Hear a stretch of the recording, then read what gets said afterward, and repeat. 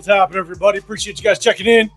We're here. A little late, but that's all right. A little late, and it was all for apparently a good purpose, a good reason. We're going to leave it at that. But, hey, we appreciate everybody that's already popping in here, showing up in the building, do us a huge favor.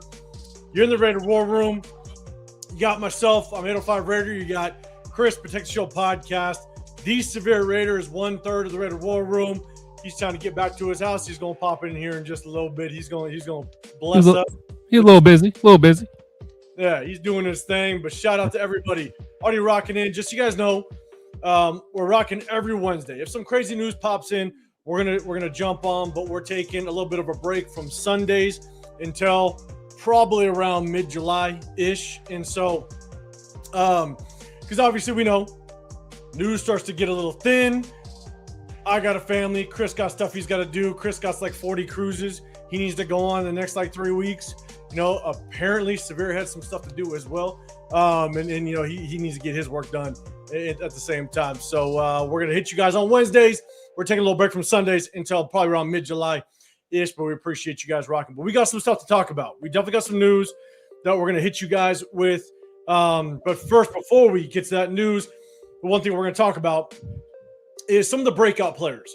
Breakout players on the offensive side, the defensive side. We have some news about a former player that we're going to talk about a little bit, and we're going to end it off with a little bit of kind of what the expectations are for one of the players that are currently on our roster. And then right in the middle, we're going to have a little bit of fun. All right, we're going to bring back a game. It's going to be a little bit different than the start them, bench them, cut them. We're going to have a little bit of fun.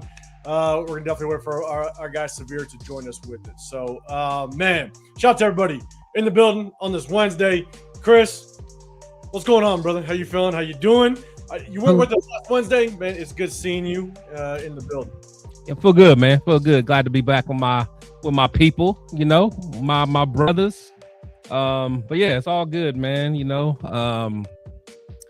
ready to talk this Raider ball, man. A lot of talk going on within the Raider community and the media and all that stuff, man. So, I'm ready to get after it. Let's go, man. Hey, since we've been going to strictly Wednesdays, I'm getting a lot of shit done, which is cool as hell. Shit that I've been meaning to do for the last couple months. I'm finally getting it done, so that's good. Right. But I don't lie. It feels weird only going on once a week. Yeah. It's like I'm missing something.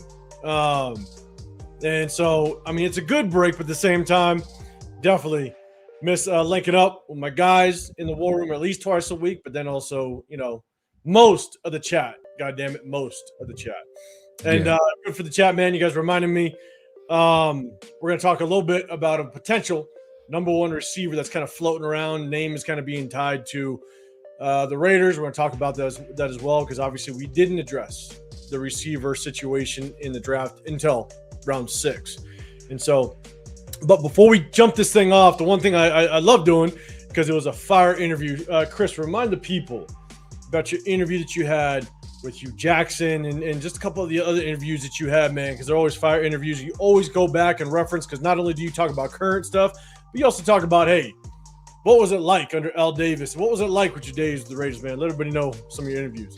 Yeah, man, I know a lot of people have done checked it out, but if you guys haven't, man, make sure you guys check out my Hugh Jackson interview. Always a good conversation with me and him, man. That was our third one that we did, but definitely gave me a lot of insight on, just what, someone like Kubiak is going through as a first-time coach. Probably what, Mendoza's going through as making that jump from a quarterback in college to the NFL. So, it was just a good conversation. And of course we talked about some of the, some stories about when he was in Oakland with Al Davis and stuff like that. So definitely check it out, man. Also got, a fire interview I did with Jason Campbell a few months back as well, man. So definitely check me out. I know I haven't been on live as much as my boys, man, but still check out some of my content. Yeah, 100%, man. Definitely, guys, go check it out. Remember, it's Protect the Show podcast. You got the Severe Raider. We'll probably see him here in just a few moments as he kind of gets himself settled. And I'm 805 Raider, Real Talk, Raider Nation. Appreciate everybody. Let's hit up the chat for a quick minute. We got Mike B in here, man. I know, a little late, but hey, if you're still in here, appreciate you. We got the Cheeto Linus in the building. You guys want some merch? Definitely go over to Leo's channel. Hit him up. He's always hitting you with the fire merch. He was one of the first ones ready with that Fernando Mendoza shirt flying off the shelves in Bakersfield, man. He got some new fire stuff too. I don't know if you saw his new. I don't know if he even dropped it yet, but make sure you check him out. He got his own channel on IG with just for his merch, man. Cheeto been cooking. He's been cooking. He is. He's been. I've seen a little bit of his open up some of the player cards, man. I kind of like it, man. It's different little. I like it. It's a different vibe. Salute to Cheeto. It's my dog. Different little twist, man. It kind of brings back memories. I mean, it's been a long time since I kind of got into the football card game, but I remember back in the day. Oh, it was life. It was life. Yeah. Love it. But you know what's tough though is I just learned this a couple years ago because my brother, he had a friend that collected football cards, but apparently what I've heard based on what my brother heard is that football cards, once you get them, you want to sell them almost instantly nowadays because they don't really have value anymore. Really? Yeah. So it's like you and Leo, correct me if I'm wrong. Again, I'm just hearing from my brother that heard it from some guy that collects cards. It's like if you open up like a rookie, you know, let's say you opened up a Fernando Mendoza rookie card, like like sell it immediately, like within the first few months, because the value's there just in case, you know, he doesn't pan out, or even if he does work out, even, you know, the likelihood that they're going to end up being Hall of Famers and stuff like that, people they don't hold on to cards and they lose their value. You know, so that's just what I heard, but could be 100% wrong. Well, we got Dave up in upstate New York. What's going on, man? Appreciate you rocking. See Jack in the building as well. Man, see him. I'm gonna go with see him. What's going on? Appreciate you rocking. What up, Jay? What's happening? We got Yaya in here as well. What's going on? Right, you can. What's happening? Gabriel pulling up. Appreciate you. Big luck. Trading for a receiver? Big question mark. We're going to talk about him, right? We got Coach Jamba. What's happening, man? I think AJ is going to go off for 2K. Ashton Genty, we're going to talk about him. We're going to talk about him for sure, man. Let's see. We got Enun as well. What's happening, big dog? Appreciate you rocking. Let's see. And Cheeto, man, you're saying the Tokyo Toe pre-order closes this week. If he makes the squad, if he makes the roster, that final 53, man, I think that jersey is going to fly. What up, Dre? What's going on, man? And we got to end it off with the Myra in the building. Myra Jay-Z. Man. Myra, the queen of the chat. That chat we all have. I'm happy. It's insane. Whenever messages come through my phone in that chat, I gotta make sure the kids aren't over my shoulder. Yeah, make sure nobody's around. Yeah. Damn it. Let's see. Dre, you're just saying just let the team rock out, no more trades. All right, we're gonna talk a little bit about it, but let's get in the first topic. All right, again, our guy Severe, he's gonna see. We're gonna see when he can pop up in here. And Leo, you're saying, yeah, you got to cash out quick. That's what I heard. It's crazy. I remember back in the day, you could hold on the cards and kind of play that long game a little bit, but apparently not anymore. So let's kind of get into the first topic, man. Again, appreciate everybody rocking with us. I know it's the off season. We're going to play a little bit of a game halfway through, so definitely check it with that if you want to get included.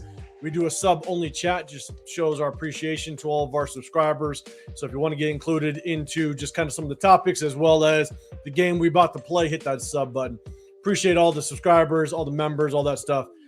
So let's get into the first one. Let's talk about breakout players. All right, so first one, players that need to break out this season.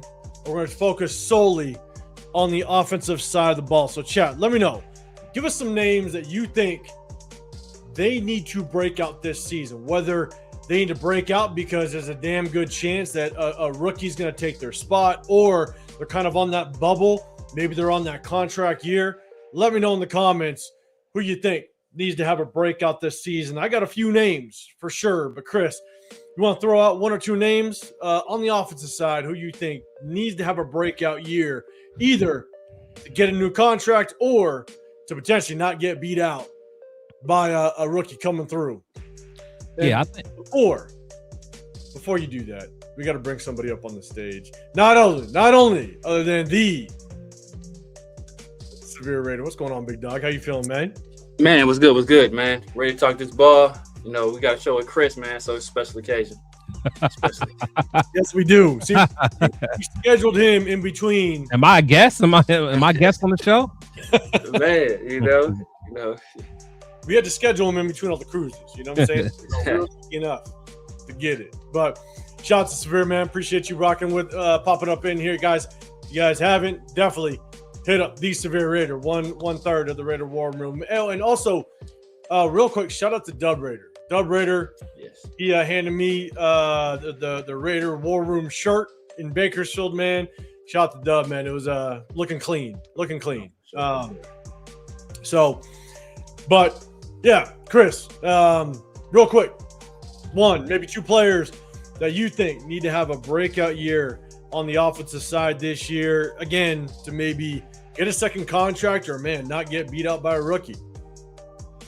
Well, actually, first I'll say, Trey Tucker, of course. I think Trey gonna have to do something. He got to show that he can be an explosive playmaker. Because hopefully this year is going to be the worst that the wide receiver room is going to look.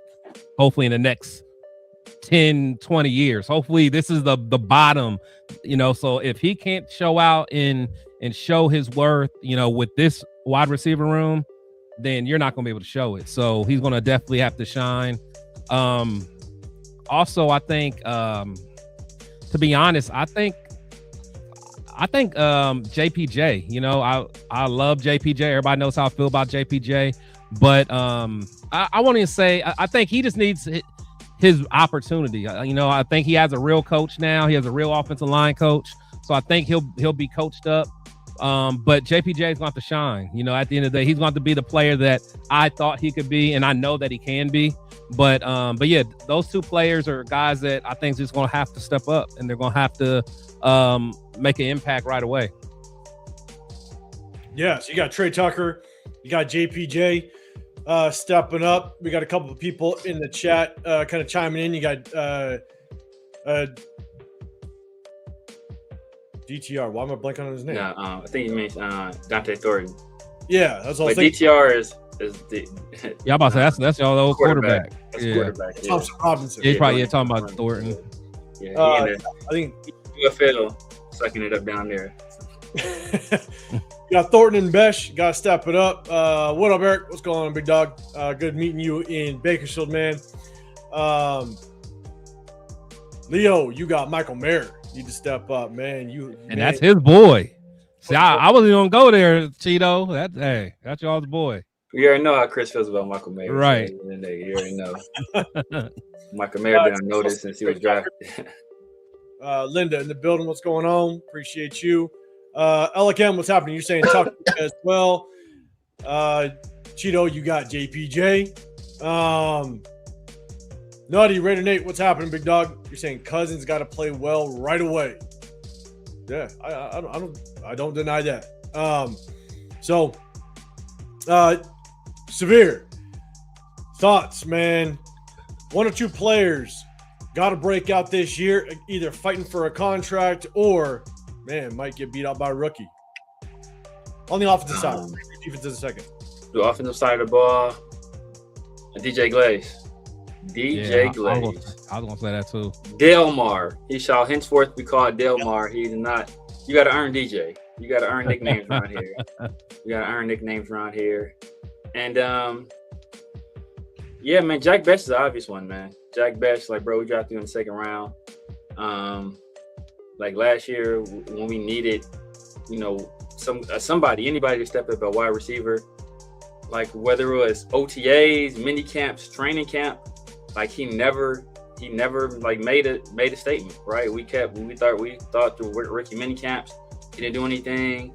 OTAs didn't do anything. The mini camp, he didn't do anything. And then we thought, like, you know what? Hey, he's a physical receiver. When the pads come on, we don't hear about Jack Besh. Yeah. And we have still yet to hear anything from Jack Besh in this year too. So I think he's a guy that's on notice, especially next year, because we're likely going to be drafting high again with, possibly the best player on the draft that could be available to us in Jeremiah Smith. So I think Jack Best is definitely on notice. Yeah, so Myra, we're going to talk about Josh Jacobs here in just a little bit. Gabriel, what's going on? You said you heard Best is going to have a breakout year. We'll see. We will see. Coach John, you got JPJ. I don't even know why I'm putting this up on the screen from Dixon. God damn it, Dixon. You better watch yourself in the chat. Jesus Christ. Let's see. Big Luck, I see you too. God damn it. And see, everybody, see, I see where these comments are pointed at. God damn it. Yeah. Cheeto. But look, Jordan Meredith, we'll see what happens with him. I actually agree with you guys, right? I got Trey Tucker without question. I got JPJ and DJ Glaze right with you guys, because at the end of the day, I think we all know JPJ, he's going to start. He's going to start, and if he doesn't produce, well, then guess what? We're most likely either going to free agency or the draft, or we're replacing you. DJ Glaze, same thing. So I got both DJ Glaze and JPJ on here. You bring an offensive line coach in God, I'm not blanking on our O-line coach. Rick Dennison. Rick Dennison. Rico. Yeah.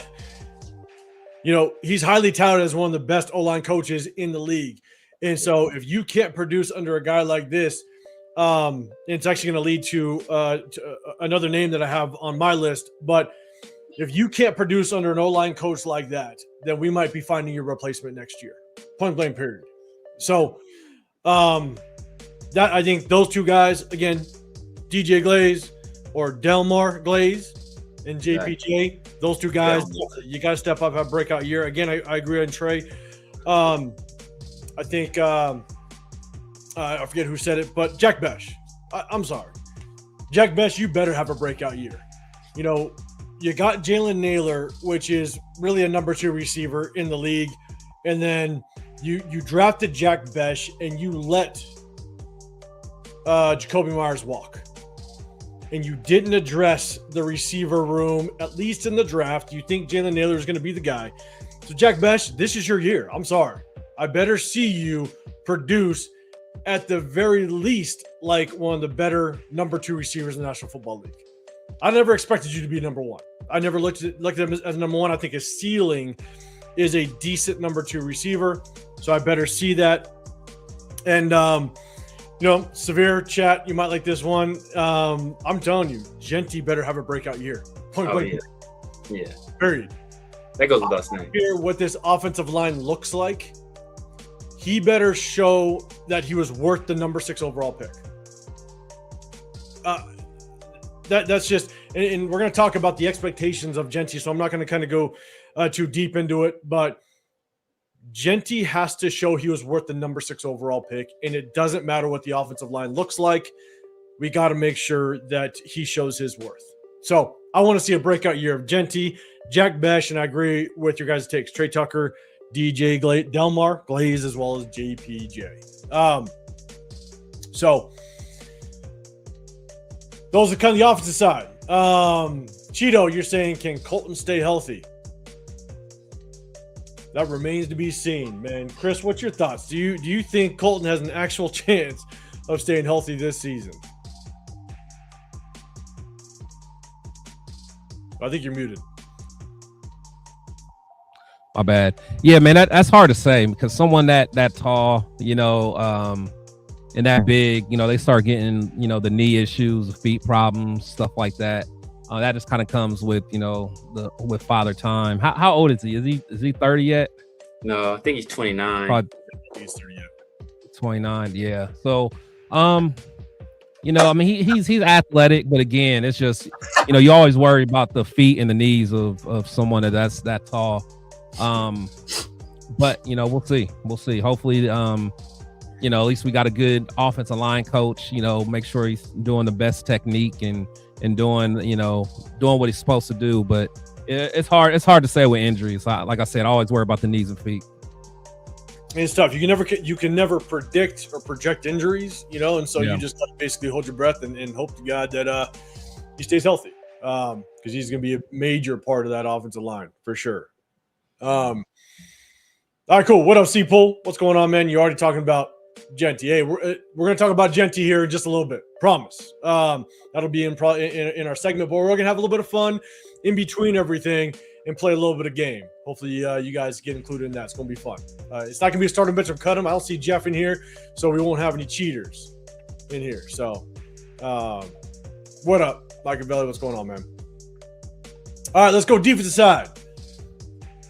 Players that need to break out this season on the defensive side. Chat, let us know who you guys expect. Again, it's all about players that need to break out because they're on a contract year. They're looking for that next payday, or they got some rookies or some younger talent kind of at their heels. So, chat, let us know who are your breakout players for the 2026 season. So, Severe, I'm going to start with you first, man. On the defensive side, who do you want to see break out? Who do you think needs to break out this 2026 season?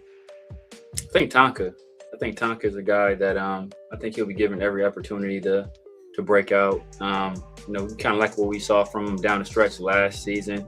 When he finally started getting some run, I think he played pretty well down the stretch of the season. So he's a guy I'm looking at. Outside of that, maybe Quay. Quay is already kind of a good player, but he never quite lived up to being that first round pick. So maybe him in a new system, Robbie Leonard, maybe he has a breakout season. If Nakobe Dean can stay healthy, Nakobe Dean is a damn good player too. He just his main thing has been just injuries. Mm-hmm. So if he can stay healthy, he's another guy I'd have my eye on. But the main guy I'm really looking at is probably Quay, to be honest with you. Not Quay, Tonka. Tonka? Yeah, Tonka. Let's see, we got a couple. All right, you saying hot take, Mac needs to break out. Oh. I can show you my list, but I spoiler, I got him on my list. Big, like you got Stokes because of the rookies. DC, you got Malcolm Kuntz right away. Hey, Jamba, earplugs. Eichenberg, that's the starter for Walker. Hey, we'll see what Eichenberg can do. Chris, man, give us a couple breakout players that need to break out this year on the defensive side. Yeah, honestly, as soon as you said it, I was going to say Max. And one of the reasons I say Max is because if Max doesn't perform, Raider Nation is going to turn their back on him.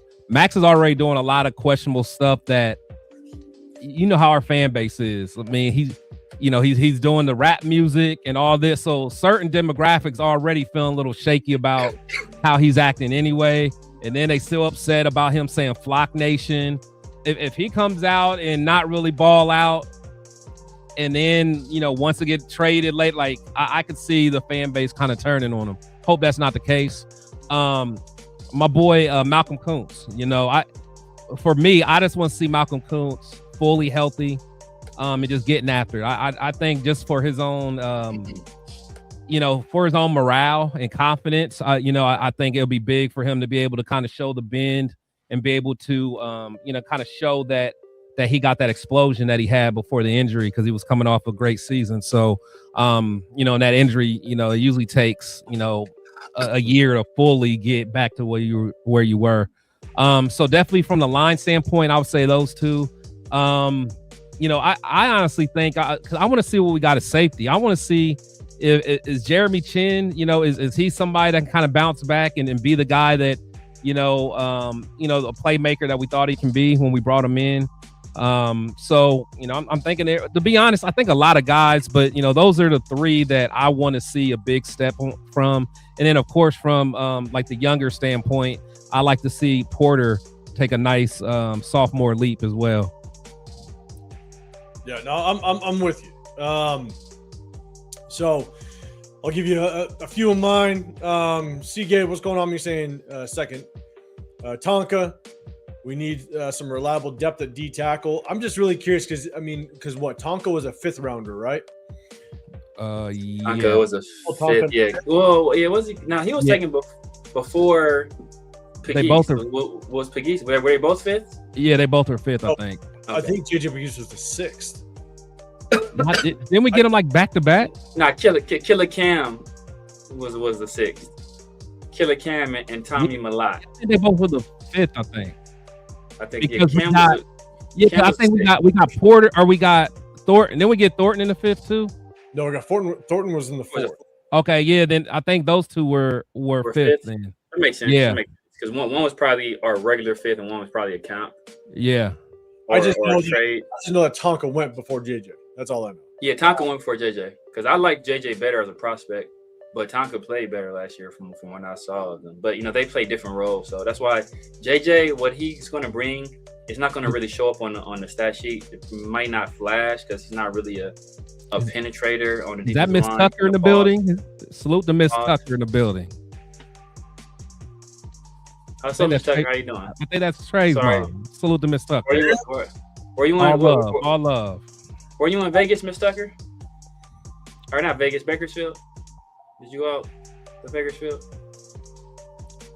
Man, if she was one, I apologize if I missed. We want your baby to do good. We want your baby to do good. But hey, I was also having a few. I was throwing a few back in Bakersfield. I was having some fun.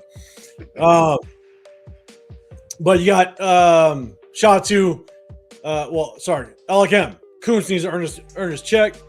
Art White, you stand on business. The whole damn team needs to break out. Hey, no lies detected. Hey, when you finish last place in the NFL, there's a lot of improvement you got to work on. You got Porter. Lots of people think he's going to lose his job. She knows, Coach. Let's see. Cheeto, Linus, Max Crosby. Damn it, can finish the season. Yeah, he's got to stay healthy. He's got to stay healthy. Fucking Coach, get out of here. So look, for myself, I got Malcolm Kuntz as well. I think Malcolm Kuntz, he's got to have a breakout only because that Keon Crawford pick just smells of replacement of Malcolm Kuntz, right? They look very similar players. They look like they just kind of can play the same exact role. And I know I said this when we went live after the draft. I basically said the only way that Keon Crawford pick really makes sense without him being a rotational piece is if the plan is to possibly move on from Max Crosby at the trade deadline, and then you just drafted his replacement. So we'll see how all that plays out. But I definitely think Malcolm Kuntz needs to have a breakout, and I 100% agree with you, Chris, and someone else said in the chat. I think Max Crosby has to have a breakout year. I want to see minimum 13 sacks out of Max Crosby this year. Minimum. I'd love for him to be around that 15 to maybe 16 sack season. Right. I mean, because everybody wants to put him up there with TJ Watt and Miles and all them. Even a couple years that Bosa had. Like, put up those numbers, man. Get home. I know you get a lot of hurries and all that and pressures, but get home, man. Get home. 100%. So I think Max needs to have a breakout year because Spytek has already shown he's willing to move on from you if the price is right. And so if you don't break out, there's a good chance you're going to be on that trading block again. You brought in Traden Stukes and you brought in Dalton Johnson. These two guys, it just looks like you're willing to move on from Isaiah Pola-Mao and Jeremy Chin any chance that you get. And so I think Isaiah Pola-Mao, I think if you change up the defensive scheme, you run more two high safety sets, I think Isaiah Pola-Mao could be a good safety. The one that I think is really interesting is Jeremy Chin, because it's not like Jeremy Chin had a great season last year. Right. And Traden Stukes, the more and more you watch his game film, could he play a two high safety set, be one of those safeties? Yeah, I think he can. But does he look like he's more of an in the box type of safety? I think that's where he would be more comfortable and maybe excel, and you can get the best potential and performance out of him if he kind of mimics that Jeremy Chin type of safety. And so I think it's both safeties. I think Isaiah Pola-Mao as well as Jeremy Chin, man, y'all better have a breakout year or we're moving on from you. And so, because you got 2 rookies that could potentially be on your heels and knock on that doorstep to take your spot. So we went deep with safety this year. The safety's currently on this roster. You better step it up, and you better have a breakout season, or you on the chopping block. And then I think people said it. Darren Porter. You took 2 corners that could very well compete for your position. I think Darren Porter, man, you better show something. You better show your worth, or there's a good chance you'll be on this roster. You're not going to cut a guy like Darren Porter because it be on a rookie contract, but you may not see the field. And when you draft a guy that high, it just feels like a wasted pick at that point. So Darren Porter, you better get your worth out of you. So let's see before we get to the next topic, let's see what else everybody else is saying. What up, Daniel Kim? What's happening, man? Is there any news on Crawford? It's been quiet after the days off. I haven't seen any news on Keon Crawford outside of the suspect needed that second day off because he needed a mental break. That's even before the 100-degree weather, the triple digits hit you. I'm just saying. And they out there in, as Chris would say, they out there in booty shorts and tank tops. You know, so you need a day off. You need a day off, bro. You know, as an outside linebacker or defensive end in the NFL, you need a day off after your first day. Like, bro, imagine that. Imagine you get hired to a job and you going through training. But you ain't even got to the job. You ain't got to the job yet. You going through like computer modules and e-learnings, and you're like, you know what? I need a mental break to process everything that's big. Like, come on, bro. What is your employer gonna look at you like? Like, we made the wrong damn decision.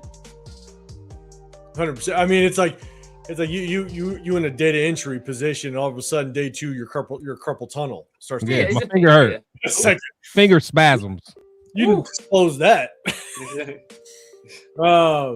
You wrapping gifts, and you got paper cuts. Like, man, you don't get your ass back out there and wrap these gifts. Stooks, you're saying I want to lead Cheeto. You're saying I want to see what we passed. In the second round. On the talent in the second round. Let's see. Well, make sure kind of Alec M. They should get Tron Johnson some guaranteed cash. Come on. Yeah, man, exactly. They should have already, when they traded for him, they should already had that lined up, man. Exactly. Absolutely. Yeah, we covered that a few weeks ago when that news kind of hit, and I 100% agree. You know, you traded for him. You knew what that contract looked like. There was a good chance he's going to want some guaranteed money, so you should already kind of had it lined up. So we'll see how all that plays out. What up, Jason? What's going on, big dog? Appreciate you rocking. Make sure you guys go hit up Jason. Jason, I don't know if you guys have been going live on your Tuesdays, but, you know, definitely let everybody know when you're going to be going live. But shout out to you, big dog. Appreciate you popping up in here. He's not going to invite me on there no more. Or me, bro. I was the man. No more. Jason, I was the worst. You was having a calm conversation talking about how big of a fan you are. You low-key was stomping on people for questioning your fandom, but it was still a calm conversation. And then, you know, that's why 805, you gotta go to New Orleans, bro. It can't be me and Chris out there, man. It can't be. And turf. Oh my god. Oh my god. Yeah. Come on, man. Come on. I'm telling you. But hey, if you guys didn't see it, that live was wild. I was actually coming back from Bakersfield, and that helped me. That helped me through the drive-through coming back from Bakersfield. That was a good one on that Saturday night. Yeah. But shout out to Easton and Jeff for muscling through that one. These guys. You peep Jason's comment. He said, "Chris, you were always welcome on the show." Good job. Chris was an innocent bystander. He got swept. He was given by association. But hey, I'm gonna know in the next probably in the next week or so if I'm gonna be able to make it out to New Orleans, because it's gonna be. And guys, let us know if you're gonna go to the home opener. I know a lot of the Raider fans, you're in SoCal or in California. Let us know if you're gonna go to week 2 against the Chargers, because my plan, obviously, I'm out here in the Vegas area. So I'll be there for the home opener. My plan is to go over to the SoFi game, go check it out there, and then maybe, hopefully, get out to New Orleans for that game. That'll be wild. It's just the back might be a little wild, but hey, I'm gonna try to see if I can figure it out. But chat, let us know if you're rolling out there. Definitely good to put names to faces, all that fun stuff. And Alec M, Turf, the biggest doubter. Hey, go show our guy Turf some love, okay? Ultimate Raider fan, 32. Go show him some love. Hey, there's not a whole lot to be excited about. We've been a shitty team for a long time, so it's justified. It's justified. General Kim, it's even worse with Crawford because he was talking super big about being all pro and being better than Max. I never heard that. I didn't see that either. Oh wow, he's talking like that. Yeah, I ain't heard it either. Come on, dog. You can't even make it through. Bro, you didn't even make it past your 90-day probation, and you already using sick days. Hey, those hand grenades in New Orleans, they're wild. They're wild. I don't know nothing about that. Let's see. Young Kim, you're saying this. On another note, y'all should bring in Raid the Tape. He's on the same honest wavelength of being 100% on everything. I don't know who that is. Right there. I ain't seen Raid drop no content for a minute. Raid has the brand with the R with the sword through it. Redemption brand. That's his brand. Oh, really? He used to do videos a while ago. I haven't seen him do anything for a while. I don't know if he's back at it or not, but I haven't seen anything from him for a minute. I don't even know. Yeah. And I know of Raider Honcho. I've seen him a while back. I think he kind of. I'm all set. I'm cool. I'm cool on that. Cool on that. I saw him a while ago. Y'all can do that one. That's a. What about Nesta Jade Silvera, Chris? What about Nesta Jade? Are you? Oh man. Oh shit out! Hey, Cheeto! Hey, you starting your new job on Monday? Congrats, bro. Hey, Cheeto! Vacation day on Tuesday, brother. you know the routine. Just keep that trend alive. Keep the trend alive. Hopefully, Billy Davis will train you at your new job. What if you went into your job and Billy Davis was your trainer, bro? Oh my God, yo! I'm immediately putting my resume out. Man. I want to know what happened to Billy, I'm shopping my resume immediately. And what up, Raider Nation? What's up? Jesus, that's my dog, man. I miss Billy, man. Billy Davis gonna be in the training room with a cigarette and some yak. Drinking some Parmesan, smoking some menthol, smoking some Paul Malls. He ain't even. He's smoking some Paul Malls. The bright red box. Oh man. Ah, jeez. All right. What up, Kirk? What's going on, man? In the building. What's happening, big dog? Yeah, Leo's already filling that carpal tunnel. See, it sets in quick. Exactly. Apparently, with Raider fans and Raider players. So, all right, real quick, let's do this. What up, Lamar in the building? What's going on, big dog?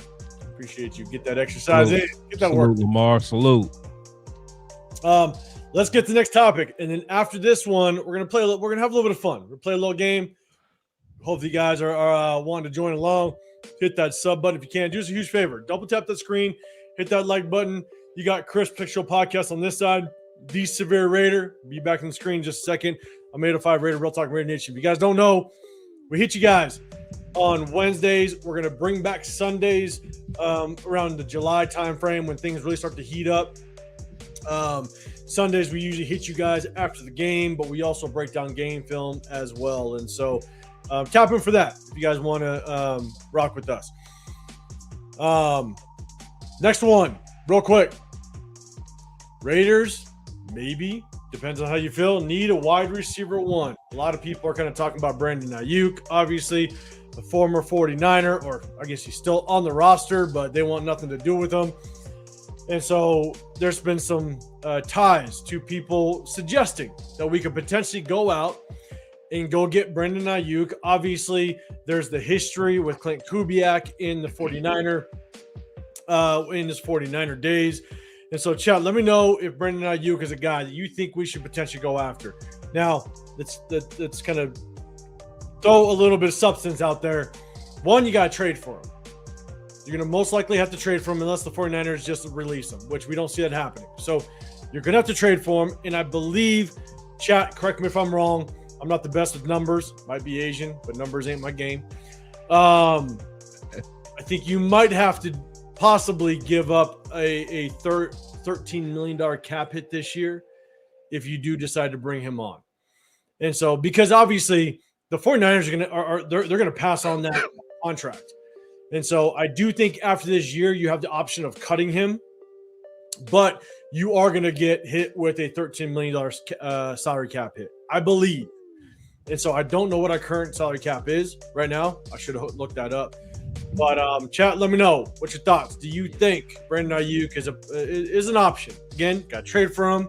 You're going to have a little bit of salary cap hit. And so let me know. I'll bring it up. Severe, man, I'll throw it to you first. Thoughts on Brandon Ayuk? At this point, Brandon Ayuk, he's no longer an NFL wide receiver. He's like a PPP loan scammer. He's not playing football at all, man.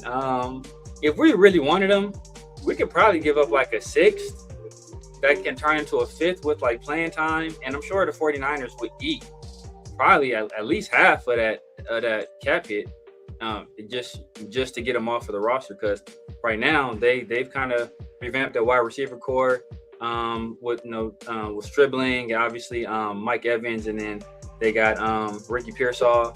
So I don't think they really like want him anymore, to be honest with you, especially with the stuff he's been pulling as of late. So they may look at it as addition by subtraction. If they can get him off the roster, if they can get like a conditional pick in there for it, they do it. If I'm the Raiders, I do not do it. And I mean, this guy, really can't trust him. You kind of see some of the stuff he's been doing.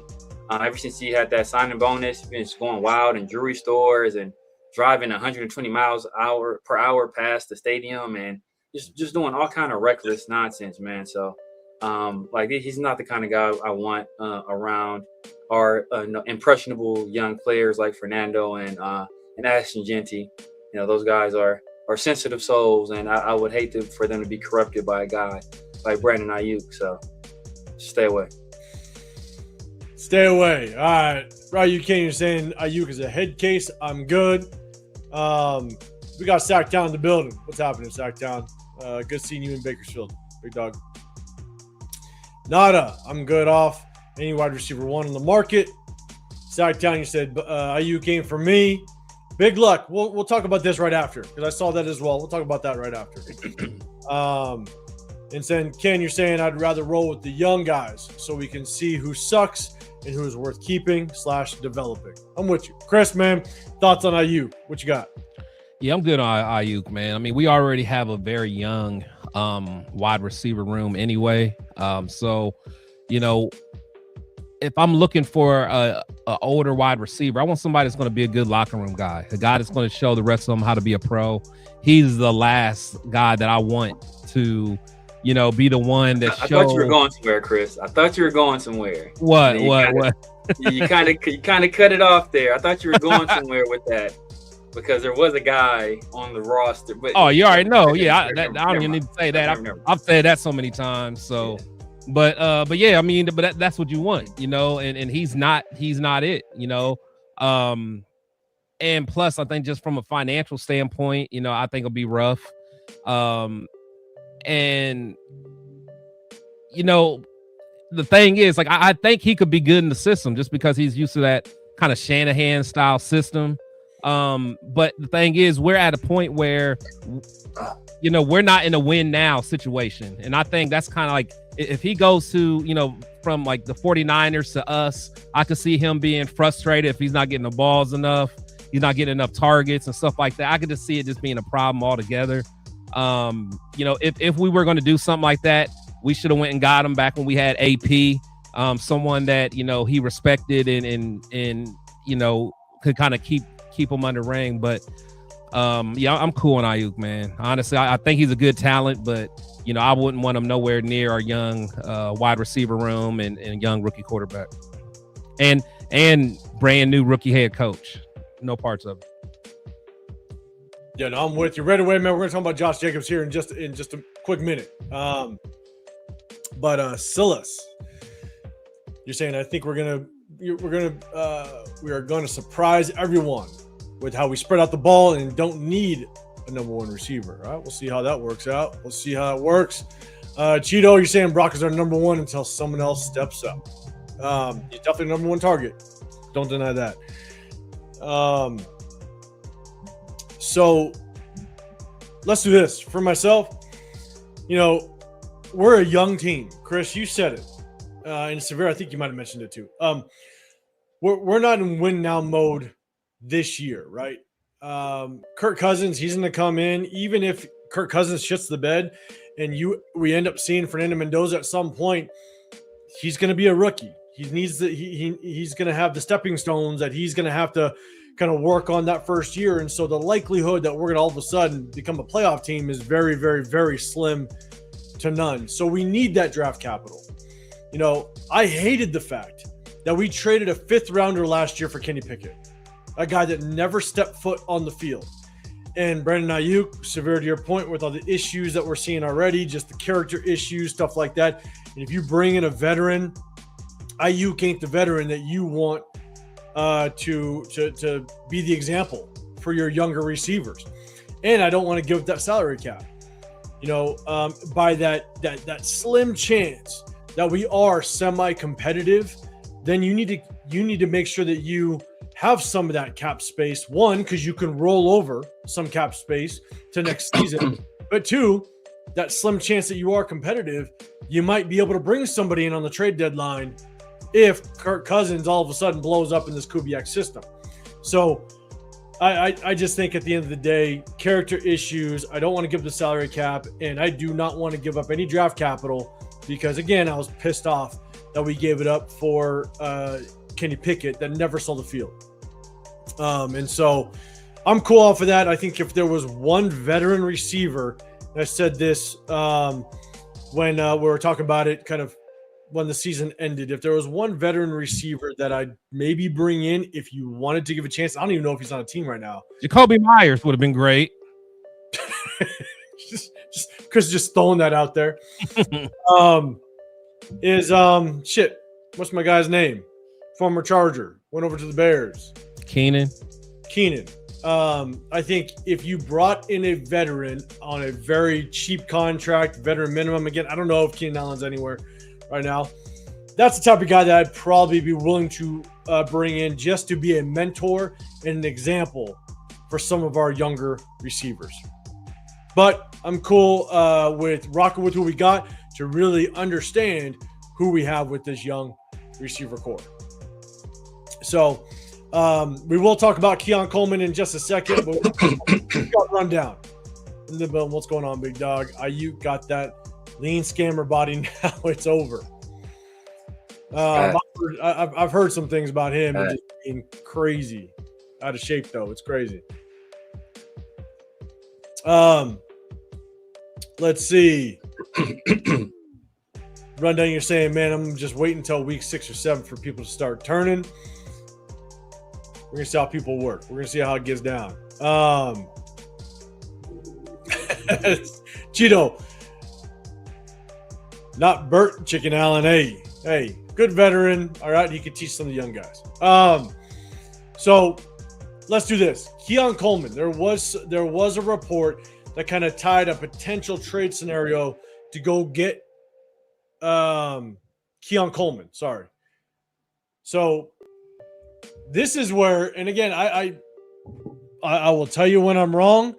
I actually thought Keon Coleman had a chance at being a damn good receiver in the NFL. And he just has not worked out for the Bills. So, chat, let me know, would you be willing to maybe go out and trade for Keenan Allen? They brought in what's his face from the God, was he with the Bears previously? Severe, who's The Well, Bills. that we brought in from the Bears. So who? The receiver. He was over with the Bears last year. DJ Moore. DJ Moore. So the Bills brought in DJ Moore. You know, again, I thought Keon Coleman was going to be a pretty decent receiver in the National Football League, and that just has not panned out. So, Chad, let us know if you're willing to bring him on. Again, you're giving up draft capital, but he's on a rookie contract. So, Severe, what would you do? Would you consider bringing on a Keon Coleman? Again, rookie contract, so that's not too bad, but you definitely got to give up draft capital. Maybe they'd move for like a sixth or a fifth. What's your thoughts? Probably not. I mean, is Keon Coleman, like, does he add something to the team that we don't already have? I don't feel that he does, you know, and the Bills are a wide receiver starved team for the most part themselves. So for them to kind of sell low on a player they drafted, I think in the second round, that kind of says a lot, you know, in and of itself as well. Like a guy I would have taken a chance on, and I think he's with the Jets now, but a guy like A.D. Mitchell, that's a guy I would have taken a chance on, right? He's a guy that brings like a deep speed element, you know, also in a bigger body than we currently have. You know, whether that be his frame, you know, he's a bigger frame than Dante Thornton. Obviously, he's much taller than Trey Tucker.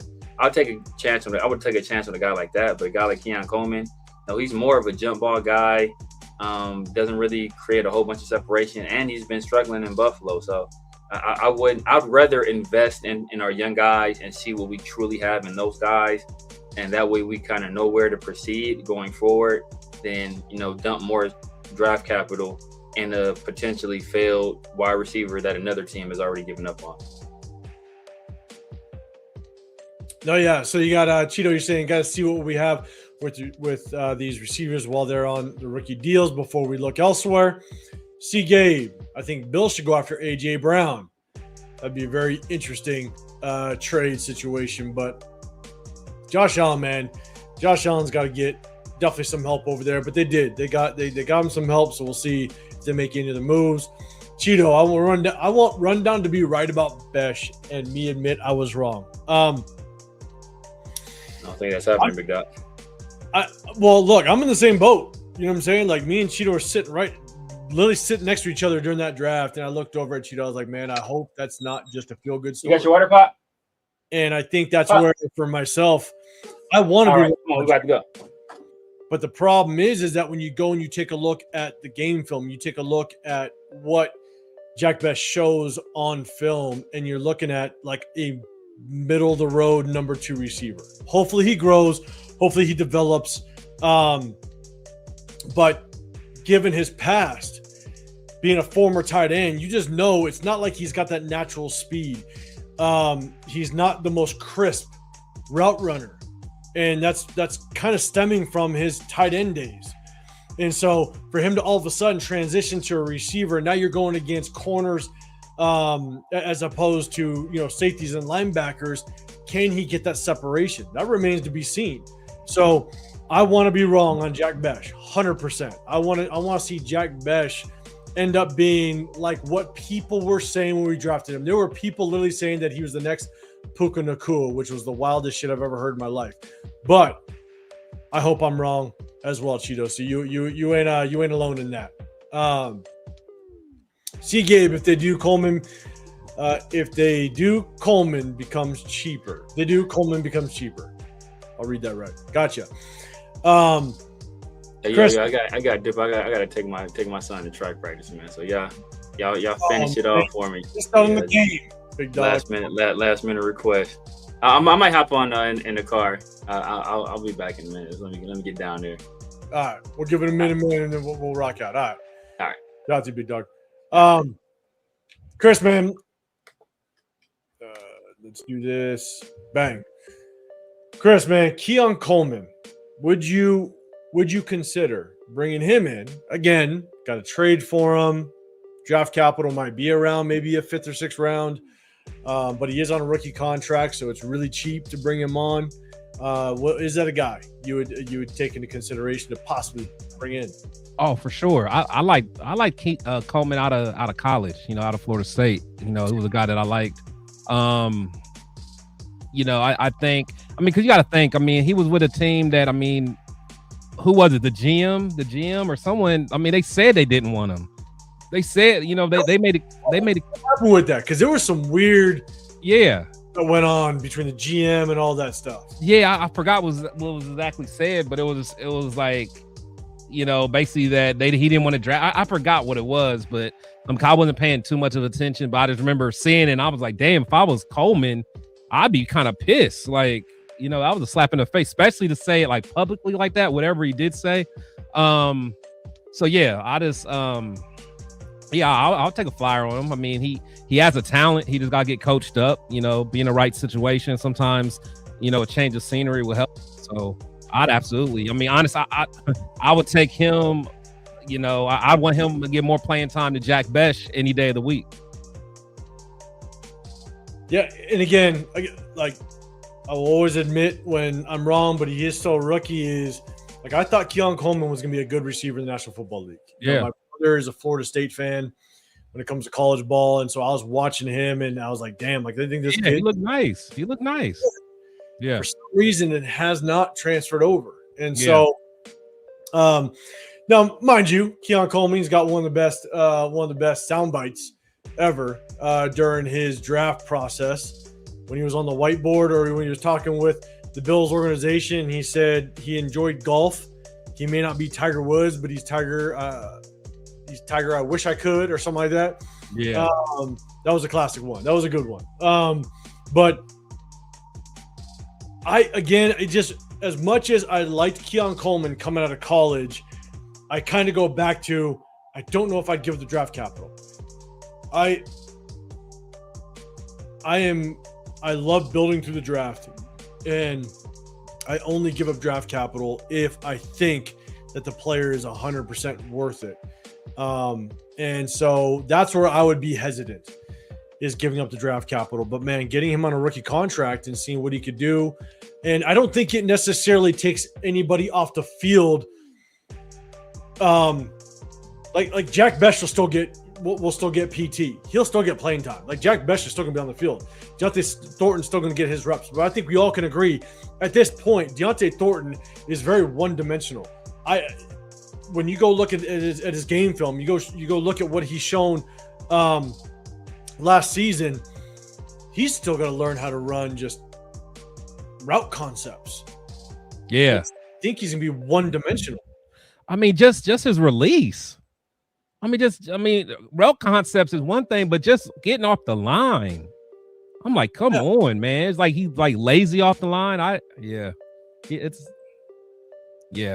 think that's where stacking.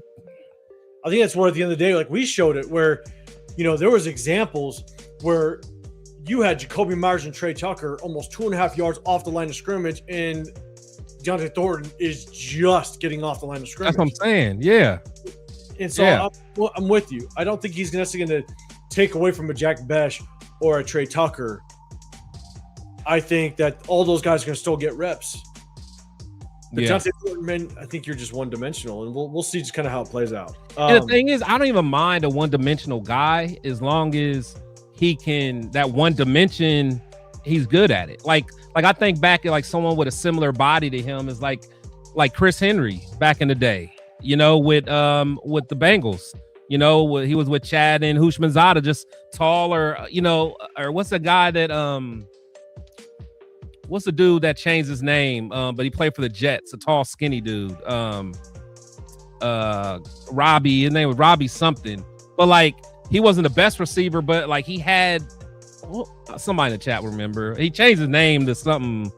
I'm picturing Robbie something. But anyway, he was just tall, skinny, but he would get that go route. You know what I'm saying? And he was fast. So like, if you can do that particular skill set, then I'm okay with it. But he's not even good at that.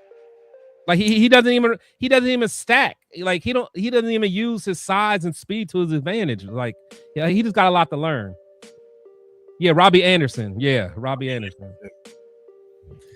Yeah, what's crazy is Robbie Anderson, man. He was a guy that you felt like if you used him in certain situations, Yeah, you could have literally had like a diamond in the rough to where he didn't need to have 11 catches, but right. if he had 3 to 4 A game. Yeah, exactly. Change the field position. Exactly. That's it. That's it. Just to keep that safety honest, if nothing else. And so shout out to Dixon. He's saying Keon Coleman has discipline issues. I think I did hear something about that, and he follows it up with always showing up late to practice. Yeah. Yeah, that's not good. Honestly, I think there was some talk about that at Florida State too, if I remember right. I think there was like some concerns about that, if I remember correctly. God, yeah. Dixon saying GM said that it was Sean McDermott that wanted to draft him, basically alluding to like I didn't want him. Yeah. That's and he said that like in public. Like, come on, man. Yeah, that sucks. That's stupid. Jason, you're saying I'm just wondering if Keon Coleman is just missing that little nudge or that aha moment, because when he does make a play every once in a while, then he disappears. Yeah, maybe. Sometimes it changes scenery, stuff like that. You just never know.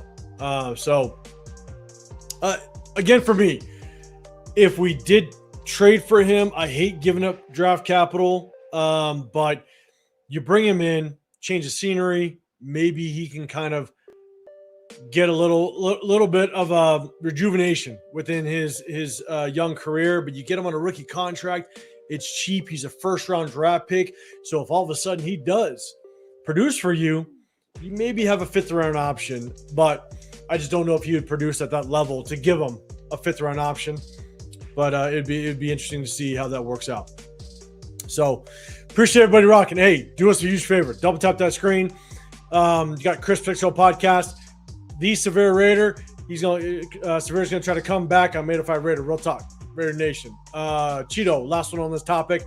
Coleman was playing with one neat quarterback in the league. Come on, let's stop with the he needs this or that to be better. He's a rookie. We'll see how it kind of plays out. All right, we'll see how that works. But yeah, he didn't produce over with the Bills. But man, hey, also going from that Florida weather to that Bills weather could be nasty. We'll see. And Ryu Ken, Vegas is a bad change of scenery. Plays too many girls in some clubs. Yeah, if you got that mentality and you get easily distracted, Vegas ain't the place for you. Let's do this. We have 2 more topics. We're gonna give Severe a little bit of time. Maybe he'll pop back up in here for our game. Let's get to the next topic, and then we'll play the game. And then we got one last one after that. We're gonna talk about it. Josh Jacobs. Josh Jacobs is in a little bit of trouble. Chat. Obviously, it's a former Raider player. It's unfortunate. We're going to see how it plays out. You definitely got to understand, whether or not the allegations are true, but the allegations that are being basically placed on him, that's tough. That's a tough go. And obviously you want to take it the innocent until proven guilty, but man, it's a tough go, man. But Chris, man, I know it's your boy, Josh Jacobs. Chat, what are your thoughts? Chris, what's your thoughts? Yeah, that's my boy, man. But at the end of the day, I'm just going to wait and see what happens. Wait to get all the details. One thing, you never want to hear nothing like that. But, at the end of the day, we've seen it a lot of times, especially domestic issues. It could be, they were drinking. You never know what happens. You never know what came out. You never know what started it. You never know what the girl could have said. And again, if he did everything that they said he did, then, shame on him. He'll get whatever he deserves. But I'm not going to just jump to conclusions. We've seen it so many times with, women lying and things like that. So again, I'm not blaming the victim and anything like that, but I'm definitely gonna, wait till all the details come out first. Yeah, I'm with you. You got to wait for it to come. The details come out. You have too many situations, even with, big celebrities or all that make millions of dollars. Like they're gonna figure out something, right? You got the all shape that. people out there. Now, in the same breath, if he's guilty and he did everything that's on that report, then he gets everything that's coming to him. Yeah, he gets everything that comes to him. You know what I'm saying? And so at the end of the day, I think we just got to figure out, or just let it play out. Let it play out. Cheater saying Jacob's lawyer says there's a video to prove his innocence. We will see. You know, you even look at what Stephon Diggs just went exactly. That's what I'm saying. It's like you get these guys that, you know, they become targets. You know, they get in a vulnerable situation where they're drunk, and you know, it's a form of extortion. You know, at the end of the day. So, you know, this is why, and not to get too much, not to get too much into the topic, but it's like it's one of those where it's like you would hope that I could care less if it's a man, it's a woman, whatever it may be. But if you throw allegations out there and they end up being false, right? Like there needs to be consequences, man. 100%. There's got to be a consequence to the person that was the accuser, the person that put it out there. And you know, I there's many examples, but look at the example of look at the running back for Cleveland. Junkins. Quinshon Junkins. Yeah. You know, you have allegations that end up being false. You know, you have Isaiah Bond. Isaiah Bond was a similar situation where there was those allegations, and all of a sudden it comes out that he was falsely accused, and he went from possibly being a first-round talent, getting that contract, to all of a sudden he's now getting undrafted free agent money. Yeah, it happens a lot. I mean, shit. Even Zeke. You know, when he was coming out, Zeke, and even Garyon Conley. It's a lot of cats, man. It's like, come on, man. And again, you know, you don't. If it happened, you know, you want everything that's coming to them to come, but it's like we've seen so many times where, you know, we can't go by anyone's word. Like I need some evidence. I'm with you. Jason, you're saying I didn't expect that out of Josh, but I have a feeling it's all BS. Coach, believe all women. I'm on that stance. Trust me. I got a wife. I got 3 girls. I'm with you that you believe all women is crazy. You want to. Here's my thing: is you want to take everything seriously. I don't know if I'd say believe them all, but you want to take every allegation seriously, but you also want it to be investigated properly. Let's put it that way, because, of course. And again, not to go too deep into it, you know, it's like that Me Too movement that went down a while back. I thought the Me Too movement was a good thing in the sense that it was starting to expose people that were doing shit back in the day that should have been held accountable years ago. Yeah. But it just takes one. It takes one to screw it all up for all the other women that have come out and were brave enough to step up to the plate and accuse people for what happened to them. But it takes one woman to fuck it all up for the rest of them. And that's what sucks. Yeah, man. You know, and so, you know. Salute to my boy. What was my boy? Pirates of the Caribbean, man. What's my boy, man? Yeah. Yeah, man. Salute to him. You see how they try to do my boy Johnny? Yeah. You know what I'm saying? I'm telling you, man. So it's just they vicious out here. It's tough. It's a tough situation. But you know, let's do this. More often than not, you know, women that come out, like it's true, more often than not. But unfortunately, it just takes that one situation where the woman just screws somebody over and lies, and then you question it all. Yeah, women that were truthful about it. So, okay, all right. Yeah, man, the Johnny one's crazy. And Jason, yeah, man, like it just sucks. The ones that screw it up for the ones that actually are telling the truth. It's stupid. So. It's a tough situation, but it is what it is, unfortunately. All right. So, look, track it. Hopefully, it's all BS and our guy Josh Jacobs, man. But I will say, and I was gonna jokingly say this. I was tapping it with Severe and Pharaoh last night. I was gonna jokingly say this, but it's like another reason why you don't draft a running back #1 overall. God damn it! They either get in trouble or they're not worth it. Okay, that's it. Jesus Christ. So let's do this. Let's have a little bit of fun. Our guy Severe, man, shout out to him. He's doing his dad duties. We're going to have a little bit of fun, all right? So hopefully, usually we do the start and bench and cut them. We've done our kind of our blind top 5. You know what I'm saying? I'm doing something a little different. And hopefully you guys enjoy it. Hopefully you guys have a little bit of fun with it. Let me actually switch up the settings because I only had to set it up for 3. Let me change the layout really quick. Hold on. Let me bring this one up. And I'm going to set it up properly. Bang. I think we're good. Okay. All right. We got this one is all it is. You got to choose one. It's a versus. That's all it is. It's a versus. Okay. Shout out to Ruben in the building. What's going on, man? Appreciate you throwing a super chat out there. Let's go. Sean Oakman was one of my favorite college players. He got done very dirty. Baylor legend. Man, I know who Sean Oakman is. I never knew shit happened to him as well, man. That sucks. That's crazy.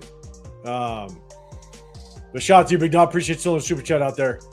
Jason, you're saying by Josh being released with no charges filed seems to be an IOJ case. I don't know what that means. That must be legal terms with you being with you, Jason. But let's do this. All right, I'm gonna share the screen. This is just the versus one. All you gotta do is choose. And I got a little twist in the end. All you gotta do is choose. Versus. It's not a start and bench and cut them. We're gonna have a little bit of fun. All right, here we go.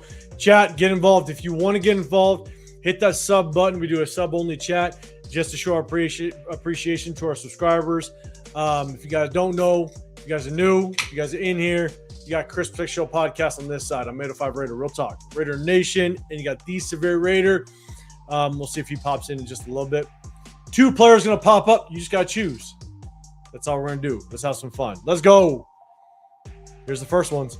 Here we go.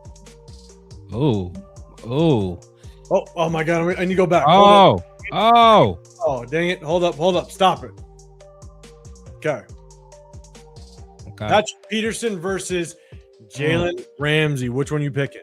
So when you pick, I need context, man. I need context. So this prime, is full career. Their prime. Everything's in their prime. I really like Ramsey, bro. I really like Ramsey. I really did, man. Really did. Ramsey at the top of his game was cold. Patrick Peterson. I'm going Ramsey though, but it's close, super close. Yeah, I ain't mad at. Yeah, Peterson a dog. It was a dog. In their prime. Like before Ramsey lost a step, because he was very instinctual, and he was I like Ramsey. That was my dog. So in their prime, Dixon, and he wanted to be a Raider. He wanted to be a Raider too. He did. Like Gruden, come get me, man. I know. I think I'm going Ramsey. Ramsey in his prime was just you just didn't. Nasty. Peterson was cold. Yeah. That's tough. That's a tough one. All right. So you got Ramsey again. There's gonna be a little bit of twist in the end. A little twist in the end. Okay. Next one. We got Marvin Harrison versus Isaac Bruce. Who you got? I'm gonna say Harrison because my favorite football player of all time always says that he was the hardest cover for him. That's what Charles Woodson always says. I was the toughest dude to cover 1-on-1. Yeah. Dan, did he say that? I never heard. Yeah, he always says Marvin. He said Marvin Harrison was something nasty. Cheeto standing on business with Patrick Peterson. I like it. Peterson was a dog. Peterson was a dog. That's so weird. Cheeto, Bruce. You said Bruce. Marvin had Manning. Severe. All right, Marvin was a killer.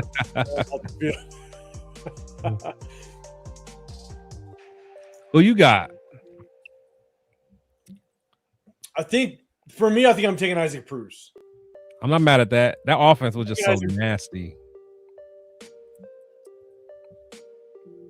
I think and it's so hard to kind of compare because both of them had both of them were on one of the most dynamic offenses just as a whole, right? Oh yeah.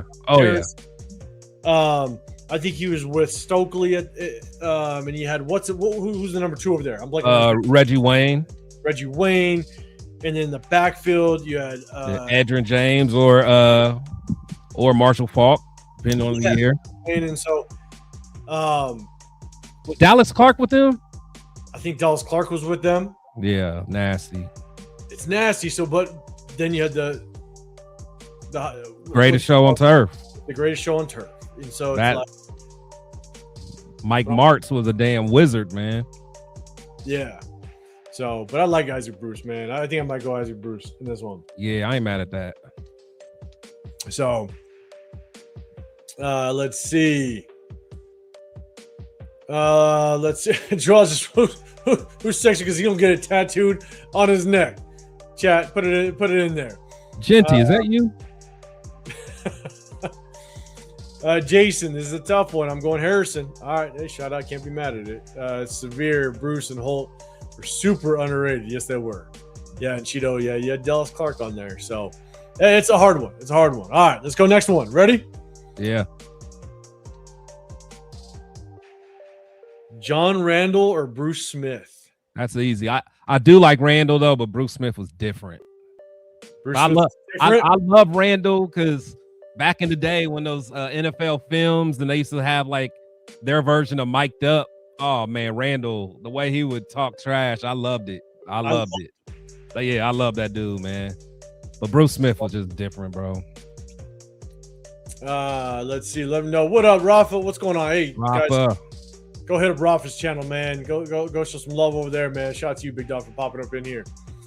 Raider, you got Bruce Smith. All right, so you got Bruce Smith. Sacktown saying easy. Bruce Smith. Okay. Yaya not that kind of show. We can make this show whatever it needs to be. Yeah.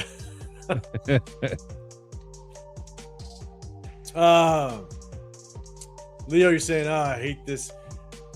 Bruce was cold, man. Bruce was cold. Bruce Smith. Okay. All right. So, hey, look, I thought it was going to be a little bit tougher because I like Bruce Smith as well. Yeah. Justin was just a bad man. Oh, he was a bad man. But yeah, to me, that's easy. I think that's the easiest one so far. Cause okay. All right. Bruce was just different. He was different. And I think a lot of people are on the Bruce Smith train as well. Okay, let's go to the next one. Jason, you got Bruce Smith. Same. I think you're saying love. Same. Loved Randall's passion and how he had to overcome his size. I know, man. Yeah. All right. Had next one. Here we go. Yeah, that was my dog. Woo. LT or Marshall Faulk? I gotta go Marshall, man. But LT was nasty. LT was nasty. Marshall Faulk. Well, Cheetah wants to. All right, Cheetah's asked this question: Bruce Smith or Derek Thomas? I mean, they're different positions, kind of. And I think Derek. Yeah, because Derek was standing up. Yeah. I still think I'd probably still take Bruce Smith.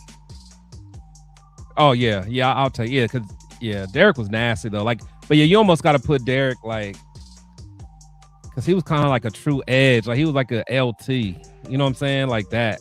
He was. Or Greg Lloyd and them type dudes. And I think they were just. It was. Yeah, I'm with you. Just a little different, which was tough. Yeah. But we were saying he's all-time sack leader for a reason. Yeah. Well, he's a straight dog. You ready to wait? I'm going Faulk though. Yeah, I'm going Faulk. You're taking Faulk. Raiders LT. Sacktown. Your LT. For me, these are tough. Let's see. Joel, I don't know. Joel's wild right now.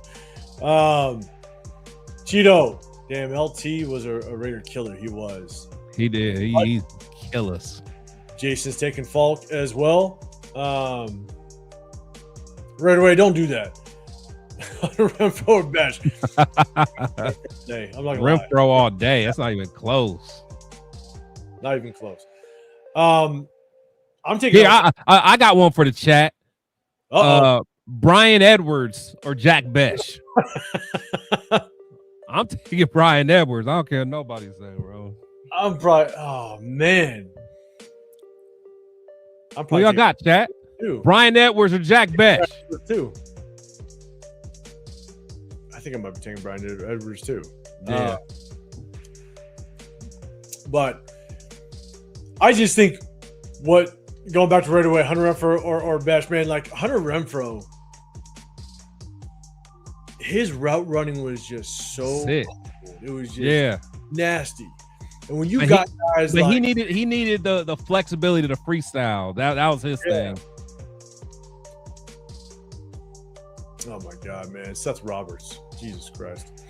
Seth Roberts. I take Seth over Besh too. I would take him over Besh. Seth had like a little, a 1 or 2 year run where he was getting a little busy. Rosetown, stop it. What'd he say, Gino? I'm still taking Gino, which is wild. I'm still taking Gino. Oh, of course, yeah.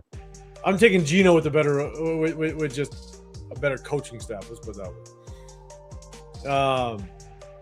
All right, let's do this. Okay, so look, I got LT. I'm taking LT. Oh, I'm not mad at that. I'm not mad at that. Fucking bad, man. But see, with me, I like Falk. I liked him in San Diego State too. Like I just remember just watching him in college. So that was my guy, man. That was my guy. Yeah, he was a beast. Him and Garrison Hurst came out the same year. Yeah, severe. Seth Roberts, man. He was our go-to for a minute. Line up in the slot all over the place. I mean, he was all right. Yeah, he was all right. Shout out to Seth Roberts, man. All right. Oh, Raider Wade. Now, this is a good one. Raider Wade got a good one. Oh, no. The Oakland version of Jordy Nelson. Oh, the Oakland version? That Oakland version was bad, bro. But yeah, actually, I still take. I'll take Oakland Jordy Nelson too. Actually, he was obviously not the Green Bay Jordy Nelson, but he still flashed. Like he still had his moments where he could still do some work. Where we have no clue what Jack Besh can do. Yeah. So that's the tough part. But I'm taking LT, man. LT was a fucking bad man. I'm sorry. Like. That's what I'm rocking with. So, yeah. All right. So we had some LTs. We had some folks a little bit. Fucking Cheeto. I'm taking James Jones, Cheeto. Oh, shit. James Jones is cold. I don't care nobody say. Yeah. I'll take James Jones right now.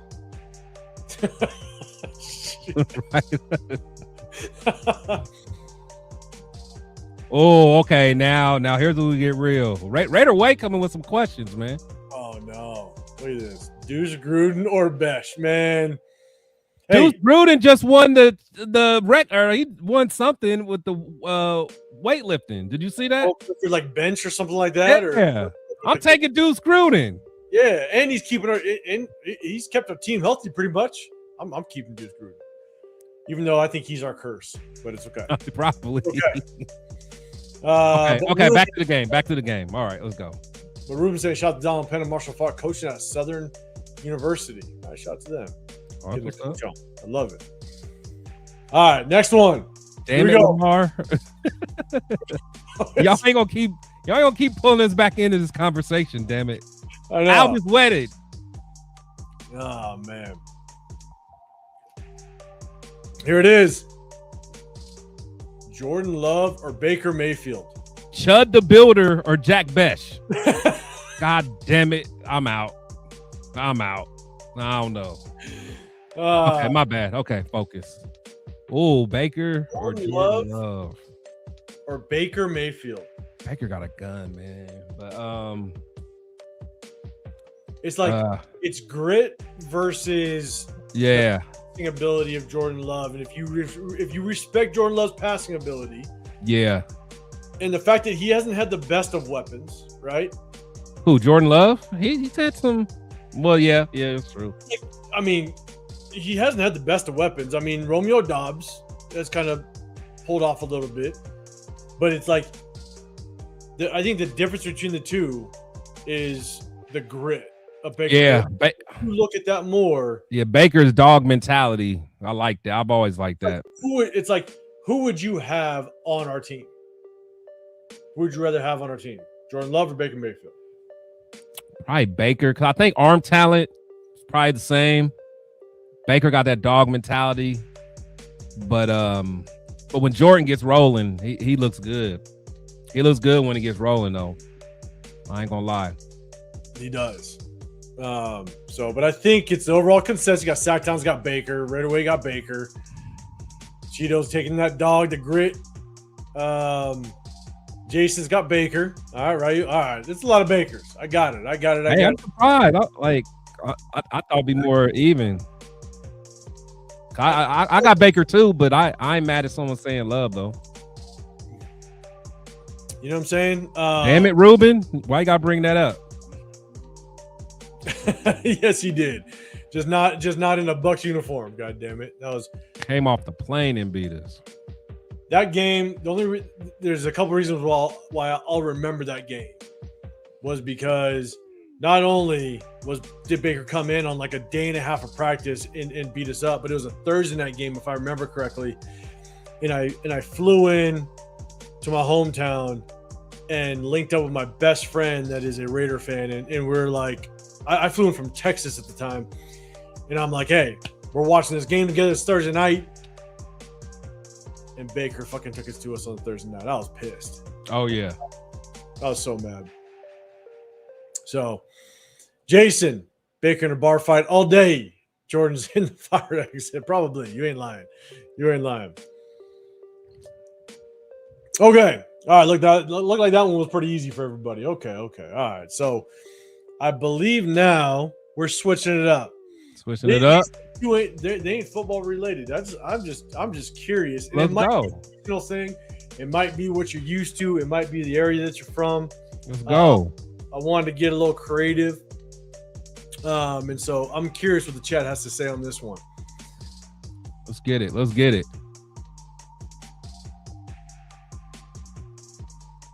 Culver, White Castle.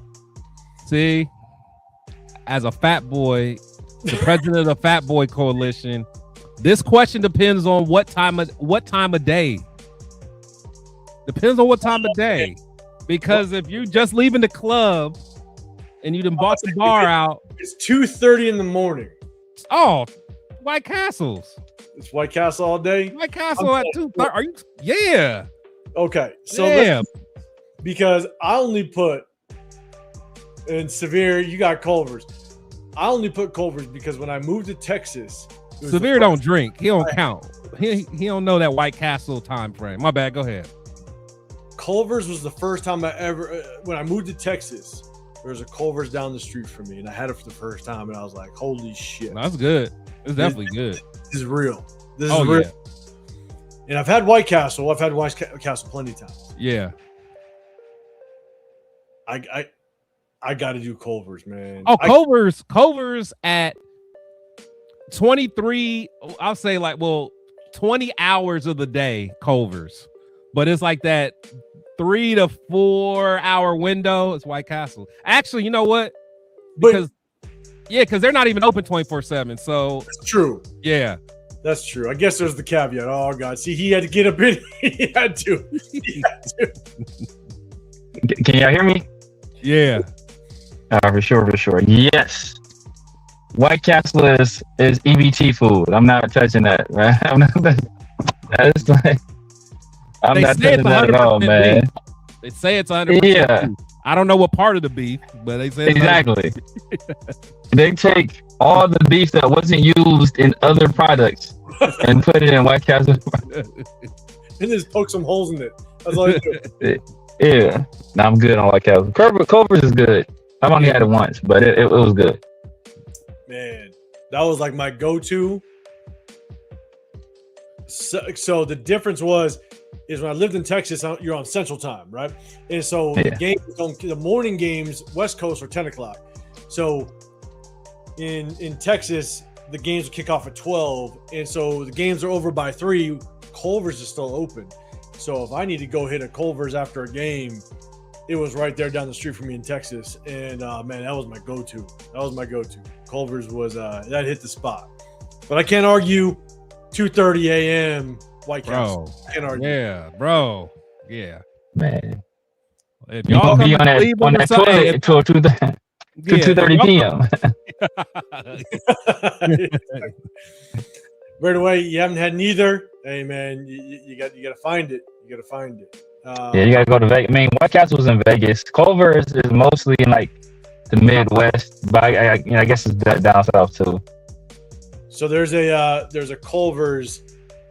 I take my family to Bryan Head, Utah, which is kind of like southern Utah, a little mid Utah. It's up in the mountains, a little ski area.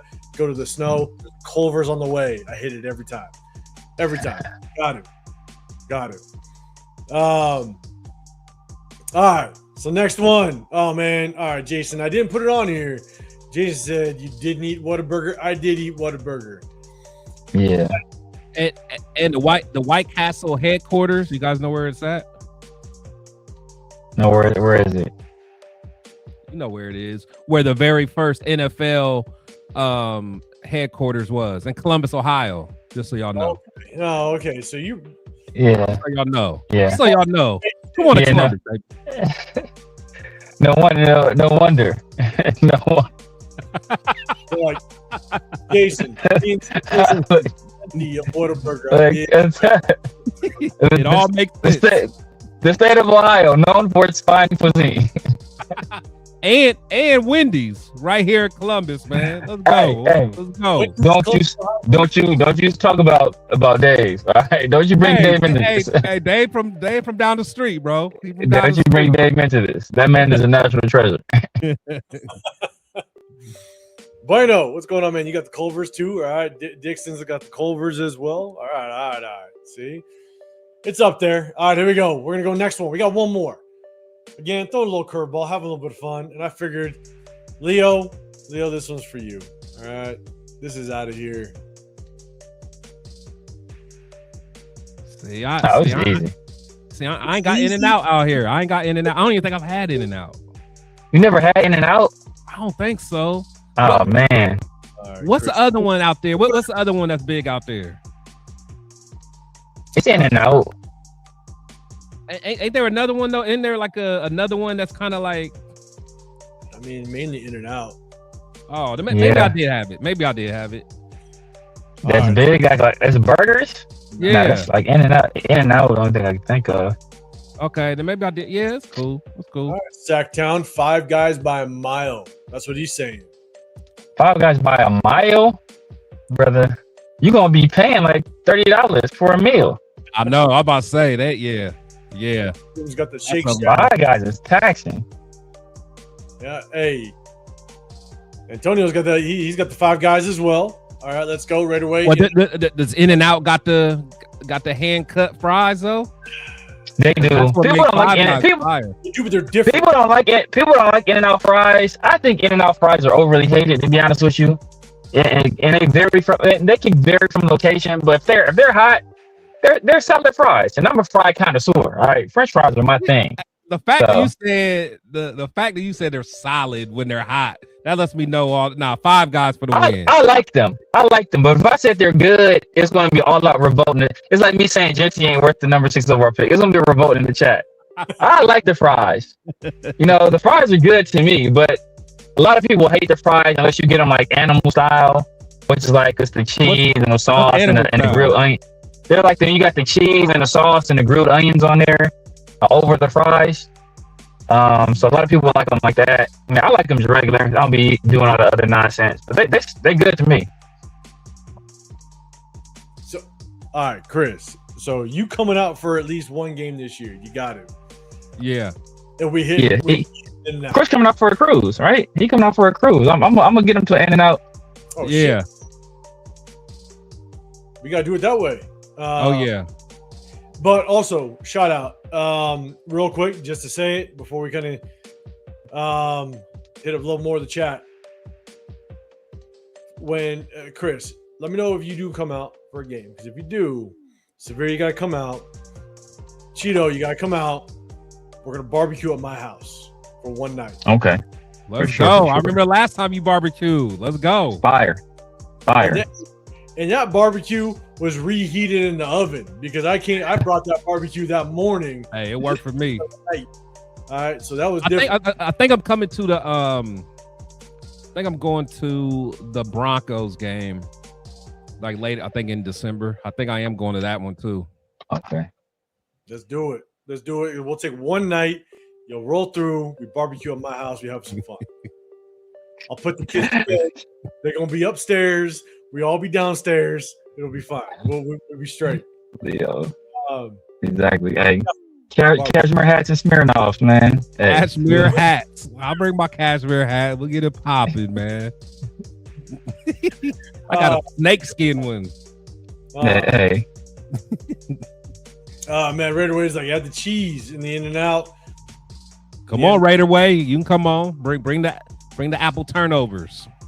Thanks. Hey, Raider Way. Hey, all you gotta know. Hey, let me know if you're coming to town. I'll share love. Trust me. I got enough room. We're gonna barbecue and have a good time. But Leo, that's not allowed in this house. That's not allowed, bro. That's not allowed. Exactly. I gotta smuggle some candy and leave it in strategic locations all throughout the house. So girls can get something. Check under the plant in the living room. Oh man, good times. Okay, all right. So look, I'm an In-N-Out guy, so I'm all about In-N-Out. So again, I thought this one was more like a regional thing. Maybe not everybody had In-N-Out. Chris, you had it. I may have had it. Honestly, I may have had it in Oakland. You've had enough drunk days. You probably had it in Oakland. I may have had it in Oakland, but I thought there was.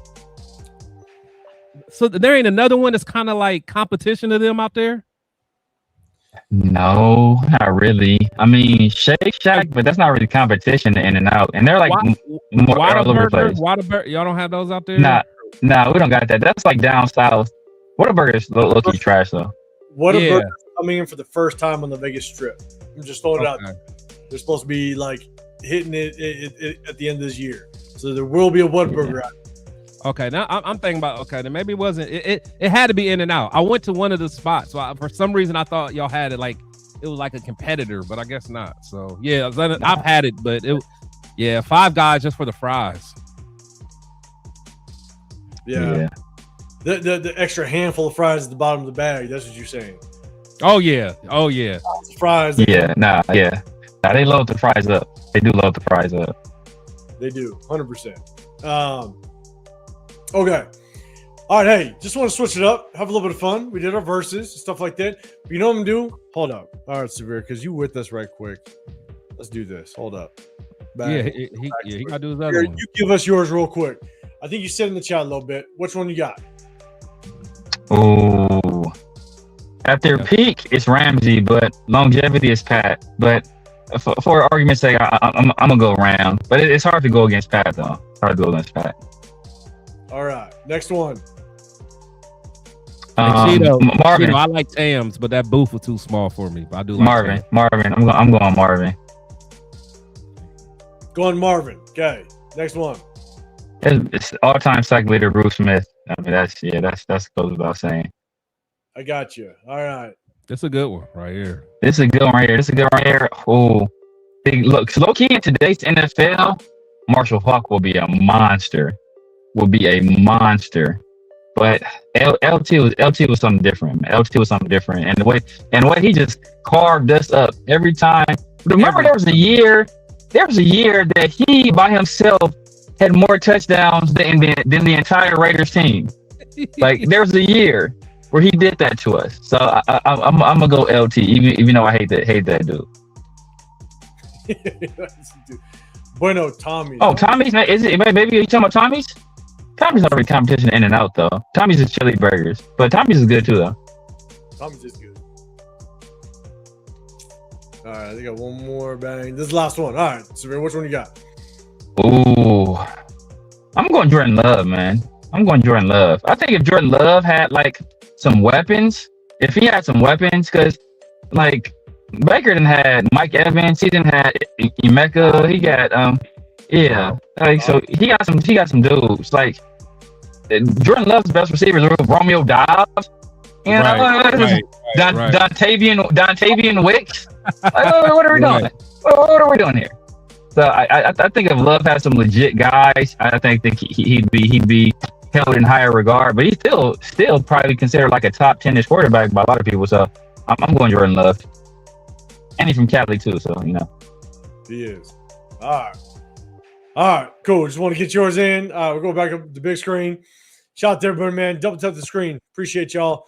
You got Chris Pick Show podcast on this side. The Severe Raider. I'm 805 Raider. Real talk. Raider Nation, we got one last topic to get this heated. I'm going to let y'all know. I'm going to let my guys talk about it for a quick minute because I'm about to get another beer for this fun topic. But, chat. 2026 expectations for Genty. And when I say expectations, I'm talking, what do you think, whether it be rushing yards, all-purpose yards, what are your expectations? We touched on it really briefly in the very beginning about just players that need to have a breakout year. I said Genty needs to have a breakout year without question. I could care less what this offensive line looks like. He's got to have a breakout year.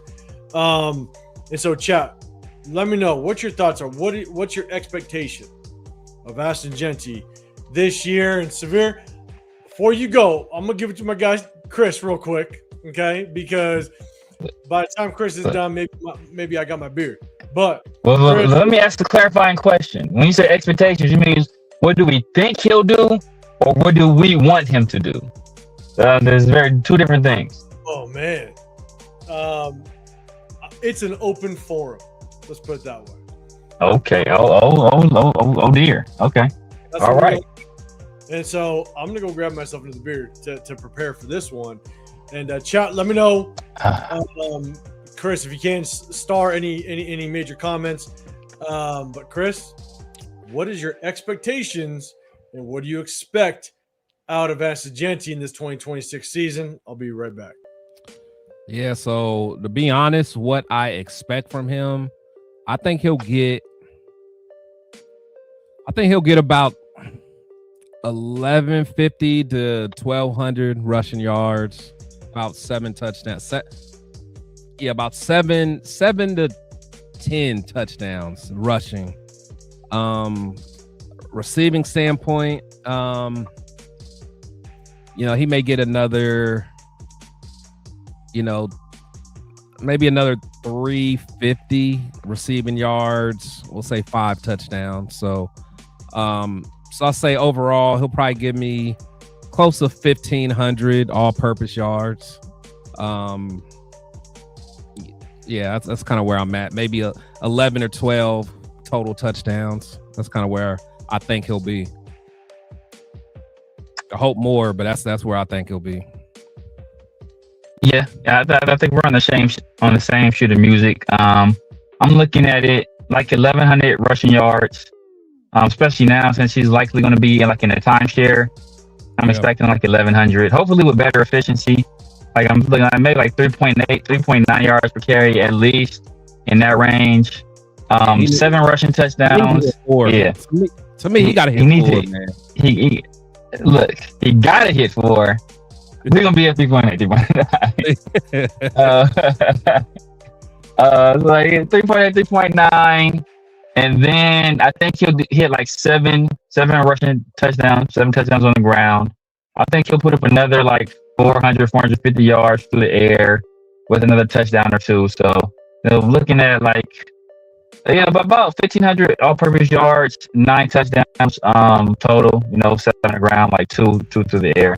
So it's kind of my expectations for him. Look, but people don't talk enough about it because Genty stayed relatively healthy as a rookie. and he took a lot of carries, and he took a lot of hits. And there's not a guarantee that he'll stay healthy this second year. Hopefully, him being in the timeshare, that'll keep some of the hits off of him, and that'll keep him fresh and keep him like injury free. But usually a year after guys have that kind of workload, they usually end up usually get hurt. So fingers crossed that he doesn't, because he's gonna. I mean, as of right now, conceivably he should be the second best player on our offense, at least skill player. Yeah. For me, I'm just worried about just the hits he's going to take, because again, I never forget just that first big hit he took. He had to go to the blue tent, like that always. Yeah, he did. Yeah, it's like that, I always remember that. So it just is his key run. Yeah, it's like his play style, man. His play style. He's not. He doesn't make guys miss. He looks for the contact, which I appreciate in a running back, but I just don't know if he can take that, because he just doesn't have that wiggle where, he can make guys not get direct square hits on him. So that's my only thing about him. Yeah, like his ability is to absorb hits but not be tackled. That's right. That's not right. Like hey, it's good. Like seriously, yeah. But and you love that, right? If you drafted him in the 4th round or the 5th round, like, hey, what? This guy runs hard. He looks for contact. Hey, I'm good with that. As a 4th rounder, but bro, damn, like Scatterboo, damn near. Yeah, you know what I'm saying? Like, you appreciate that, like, he goes towards the contact, he runs hard, and it's like, but sooner or later he gonna get some concussions or he's gonna get hurt. That's just the way he plays. So, no, you're right. I'm with you. Ace Boogie, man. You're saying that's Genty equals Kajana Carter back. Damn. That's wild. He's from here crazy. Too. He's from my hood. Oh yeah, too, man. Yeah, Kajana. Ryu Ken, 1,100 yards, 400. Was he number 2 overall pick, or is that Tim Biaka Batuka? That was number 2 overall pick. Nah, Kajana was first. Well, Kajana was first. He was first. Okay, he was. Okay, he was first. You know what? Was he first? Yeah, I think he was first. You know what? I'm surprised he don't get named as like one of the biggest busts ever. Now thinking about it, I don't hear his name too much. He's supposed to be a dog. Yeah. I think it's Tim Biaka Batuka too. But he got drafted a little later on though. I think he was like 9 or something. He was. Yeah, he wasn't. I thought he was top 5. Because maybe I'm getting them. Maybe I'm swapping them in my head then. I think I have to remember, because Tim was a beast though, but he just made a living off that Ohio State game. Yeah. No, I think with Kajana Carter, I think what's tough is you could put it. He's in the bust talk, but because quarterbacks will always be the biggest bust. Yeah. Oh yeah. He's always like removed from that conversation. And that Bengals era was nasty. That was like that was back in the they was just nasty. They were just terrible. Hey. Corey Dillon still produced. Corey Dillon still produced. He figured it out. He somehow was able to. Oh my God! He was somehow able to figure it out. Kajana Carter couldn't do it, but Corey Dillon did. I wonder why. Corey was cold. So Ryu Ken's got 1,100 yards, 400 passing yards, or receiving yards, and 9 TDs. Jason, 1,100 yards minimum. Sacktown up top, 1,200 rushing, 1,600 scrimmage yards total. Bueno, you got 1,200, 18 all-purpose. Yes. Antonio Genti, 2026, 1,200 rushing yards, 600 receiving yards should be good. If he does that and he's splitting carries, I'll take that all day. All day. 1,800 is kind of where I set the bar from, in terms of all-purpose yards. So if he put 1,800 all-purpose yards, I'm good with that. Yeah, especially splitting carries. DJ, man, you got 1,650 all-purpose, 1250 rushing, 400 receiving. Yeah, I'm mad at that. Yeah. I ain't mad at that either. I'm not mad at that. And Ace following up. Oh my God. Oh my God. Ace following up the Kajana Carter comparison. Hey. 475 yards rushing, 3 TDs, 35 receptions, 450 yards, 2 TDs. Hey, 450 yards on 35 receptions is good. Is that? Hey, you cooking? You cooking? That's crazy. I mean, I'm not putting 475 on him, but that's crazy. Yeah. DJ 8 rushing TDs and 3 receiving TDs. Yeah. That first shoulder hit will come back to haunt him. Yeah. They got him. That was his welcome to the NFL moment for sure. Yeah. So, Severe, I think, Chris, you talked. Severe, you kind of gave your expectation / what you think might happen. I'm kind of in that same boat. I expect a minimum of 1,700 to 1,800 all-purpose yards. Kind of no matter where it kind of comes from. It could be 1,200 to 13 yards rushing. It could be 400 yards receiving. I just want him to be able to showcase, even if we have a good offensive line, because this is where I struggle with kind of giving maybe him his credit. Is people are saying, oh, well, Genty's going to do good because the O-line's going to be better. Well, obviously. I mean, if the O-line does better, then yes, Genty is going to have more chances of success. But where I want to see Genty excel is that if this offensive line is better, then you're ripping off 25-yarders, 30-yarders, 40-yarders. Like, you're doing the extra work after basically going untouched to the second level. And so in order to do that, you're going to have to find yourself rushing for a minimum of probably 1,300 yards, minimum. Yeah. And so, but even if the offensive line isn't corrected, even if the offensive line isn't what we want it to be, Genty, you better still produce, period. Oh, there's no excuses. No excuses. Yeah. Because last year, in which we've given him his grace, we understand he's a rookie, so there's going to be the growing pains. He's got to have to adjust to the speed of the NFL, right?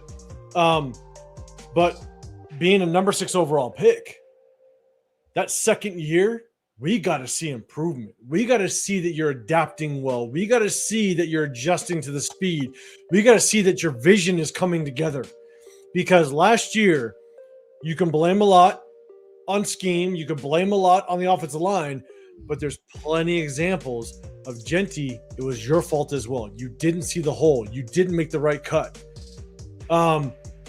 You could probably blame. You could put 25% of the carries that Genty had on him because he didn't make the right cut, because he didn't see the open space. The amount of times that we showcased last year of him literally cutting back into defenders.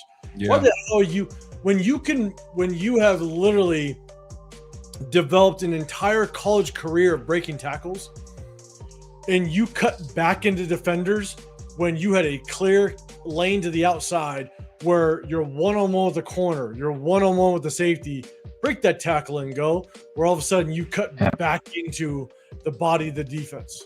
Didn't make any sense. And you did it way too much.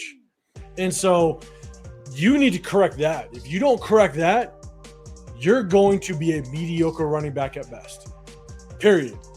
And so there was at least 3 to 4 examples a game, sometimes more, that we showcased to basically show, look, there's your cutback lane. There's your ability to cut to the sideline, and now you're one-on-one with the safety. You're one-on-one with the corner, and he never took it. He cuts back into the body of the defense. Or even on the goal line, I remember there was at least 1 or 2 plays I remember you know, it was basically just an ice. I mean, it was just him and the linebacker, you know, 1-on-1. Beat your guy and get in the end zone. And he didn't do it. I mean, that, you know, that's running back, especially his style of running. You should love that. You and a linebacker on the goal line, best man wins. You beat that guy, you're in the end zone, and he doesn't win that battle. That bothers me, man, especially because he's not a guy that's going to outrun you, you know, so you got to win those type of battles, man. If you're not going to be a short threat, you know, a short yardage threat, and you're not a long home run threat, it's going to be tough, man. And you're not a shifty guy either. So it's like, not really a shifty guy that's going to make you miss. Not really going to run past you. You're not going to really run over you. So it's like, whoa, damn, well, like, what are you doing? Like, what is your superpower? Like breaking tackles is kind of his superpower. Yeah. And it's not coincidence that everybody that likes Genty wants to point back to the Chicago game and the Houston game. Well, it's not coincidence that was the best performance of our offensive lines in the run game, both those games. Yeah. You know, the one long run that Genty had, he was untouched until 22 yards, and then he broke the tackle to safety. Great. He broke the tackle. That's perfect. But he was untouched after 22 yards. The Houston game, again, more examples of him just being untouched. And as much as Genty broke tackles, that's great, but you could have got RG Harvey in the 4th round, 5th round, and did something very similar.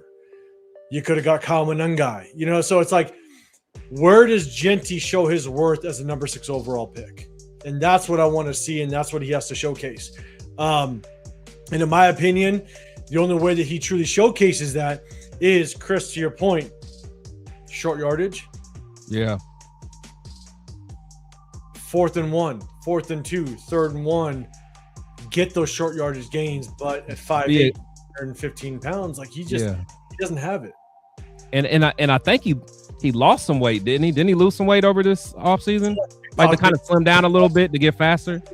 So the TikTok cardio dancing, god damn it. Christ. Yeah. But Genty, I think the thing with him, man, if he can show some better instinct, because I think trying to make a living or just expecting to bounce off of tackles, I think that's going to be rough for him. So I think he's going to have to just trust his instinct, because a lot of times, I mean, I think he made some bad reads, but he did some good ones as well. But I just think he just has to just don't think, just be as, you know, go off of instinct, man. And don't get me wrong, right? I played running back for 8 years, so I understand that when you have shitty blocking consistently, sometimes that can kind of play with your head a little bit. Yeah, right? You don't trust them. Yeah, you don't trust it. You don't trust what you see. Trust that cutback's going to be there. You don't. You know, so I 100% understand that side of it. But at the same time, you're number 6 overall pick. So with this second year, I expect that the game slows down for you a little bit, right? And you look at some of the better running backs in the league that didn't have the best blocking. They've been able to compensate for that, and they've been able to allow the game to slow down. They process it, and now they've been a effective running back. And so, you know, look, it's his second year. Got to grow, got to adapt, got to adjust, and that's why I think with being drafted at number 6, there's high expectations. Exactly. High expectations this year. Then when will you? What, year 3? Year 4? When you're now having to decide whether or not you sign a 5th-year option? Like, exactly. It's got to happen. Yeah. Sure. And you got to make that decision right before the start of his 4th year. So really, he has this year and next year to show you that he's worthy of that. Because then, if he's not worthy of that, you got to pick up that 5th-year option before he begins his 4th year. So, like, the clock is ticking. Clock is ticking, and that's the danger of drafting a running back so high, especially when you have so many holes elsewhere in your roster. Because that guy doesn't produce immediately, then you get into the mode where, okay, now we have to make adjustments to help him produce. well, then, like that takes time. And that's time that you generally don't get with the running back position because their shelf life is so much shorter than a lot of these other positions. Like I was watching MJD, he was talking about like some of the drafted running backs, and they were talking about Mike Washington. Then he got into a conversation about Genty and about Genty getting so many carries, and and now that they have a new system and new coaches in place, he expects Genty to do for a full season what he did the end of last season. But if you look at the last like 8 or 9 games of last season, he was averaging 3.2 yards a carry. He averaged 54 yards a game.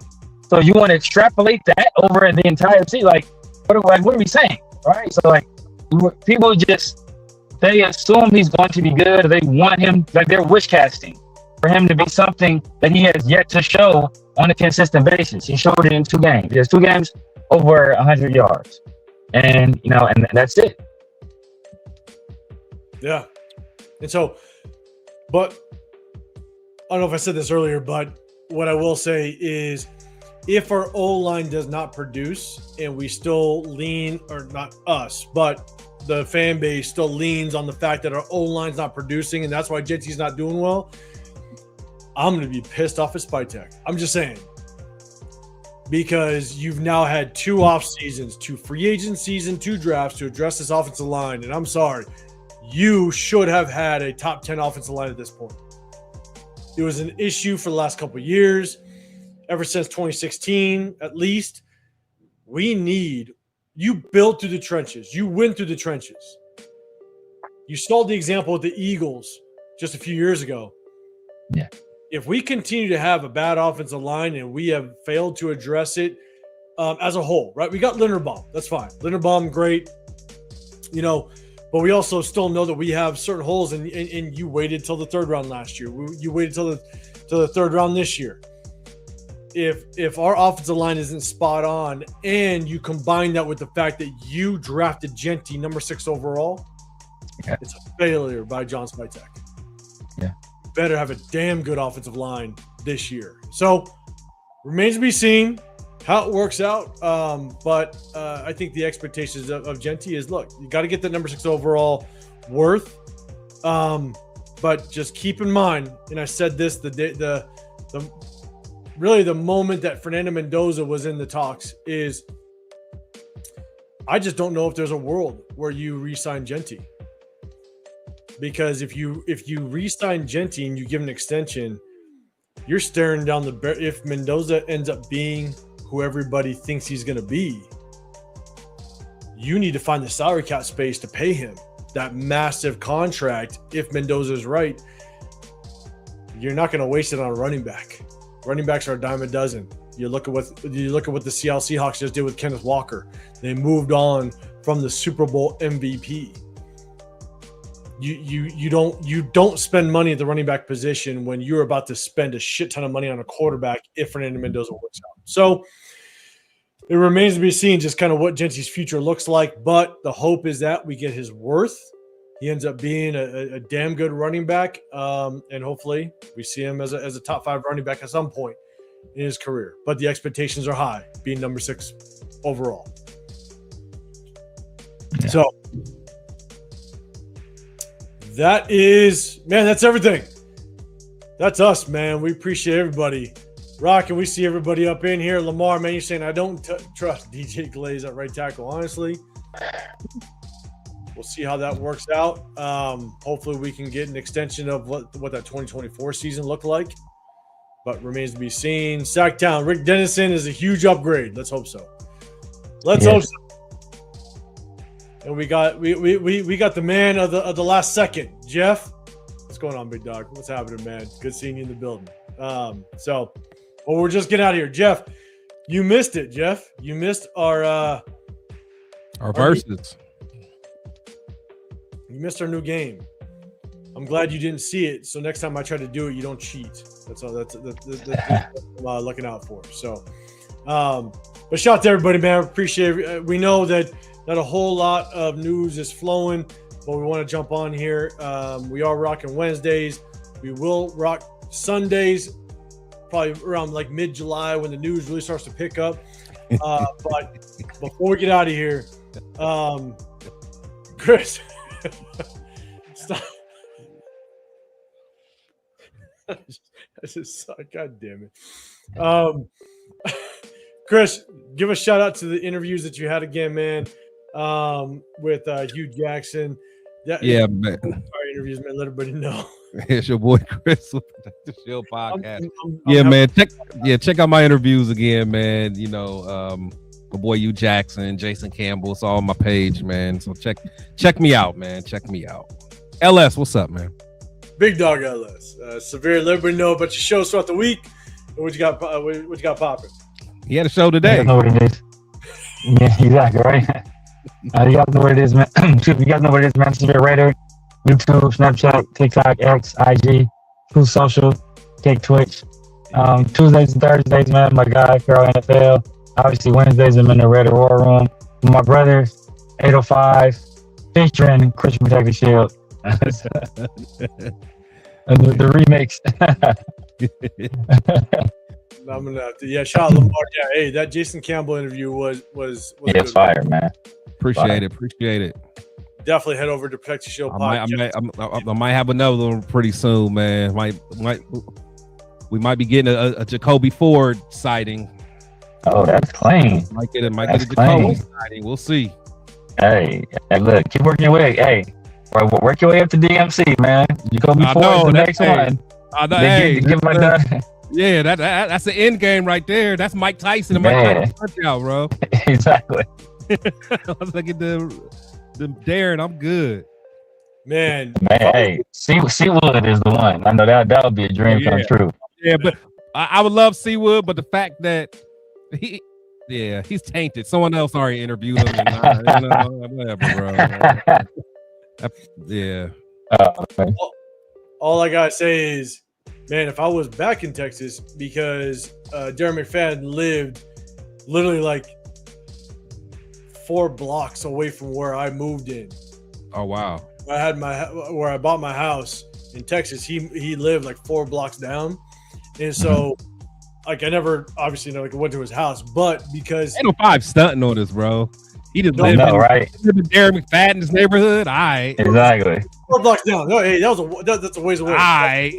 Hey, Texas, the properties, that could be 2 miles away. You never know. But in there was a main shopping center. There was like a Dick's Sporting Goods and stuff like that. And there was probably 3 times where I saw him just standing in line. It was actually after.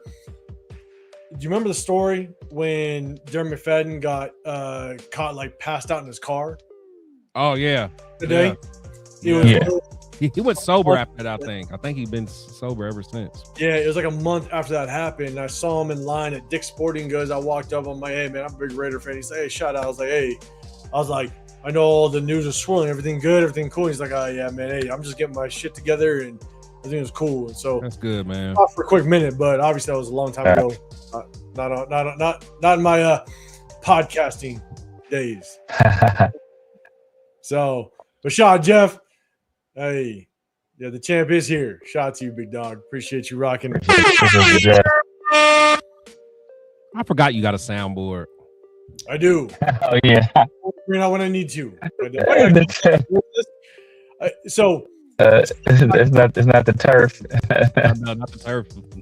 It's because I'm not good at it. I'm waiting to use these 2. You ready for this? They're simple.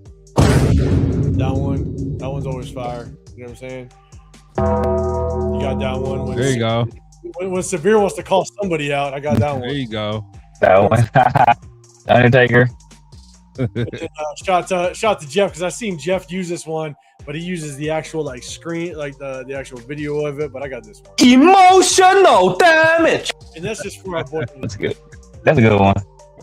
Pharaoh has that one too. That's a good one. Does he? I got it for a minute, but yeah. Shout out to Jeff, man. Shout out to you. Shout out to LS in the building. Yeah, I don't want to know all them answers. Hey, Jeff. Hey, don't make fun of the air horn. God damn it. God God damn it. The air horn's at least a good one. It's simple, easy, okay? Get out of here with that. Hey, but look, that's it. We went over some topics. If you guys don't know, I'm 805 Raider. My channel's Real Talk Raider Nation. We appreciate y'all. We hit you guys on Wednesdays in the off season, but when kind of mid-July, when the news starts popping, we're gonna hit you guys on Sundays. But we break down game film throughout the year. So if you guys want to tune in for that, if you guys want to look at some game film, we show quite a bit and we have a good time. So definitely, guys, hit the like button, double tap the screen, hit the sub button. Yes, it is perfect. Shot the money check wherever he's at out there. And so for the record, I'm not even gonna respond to Money Chuck anymore. I'm done. Dog. Yeah, he got. Money Chuck's different. Money Chuck got mad at me yesterday about something. What did he say? I think he was like, Genty was clocked at 22.9 miles per hour. If you do the calculation, that means she runs a 4.49. I was like, well, my car was clocked at 75 miles per hour on the freeway. So if you do the calculation, it goes 0 to 60 in 1 second. Like what kind of math is that, dog? Like it doesn't make any sense.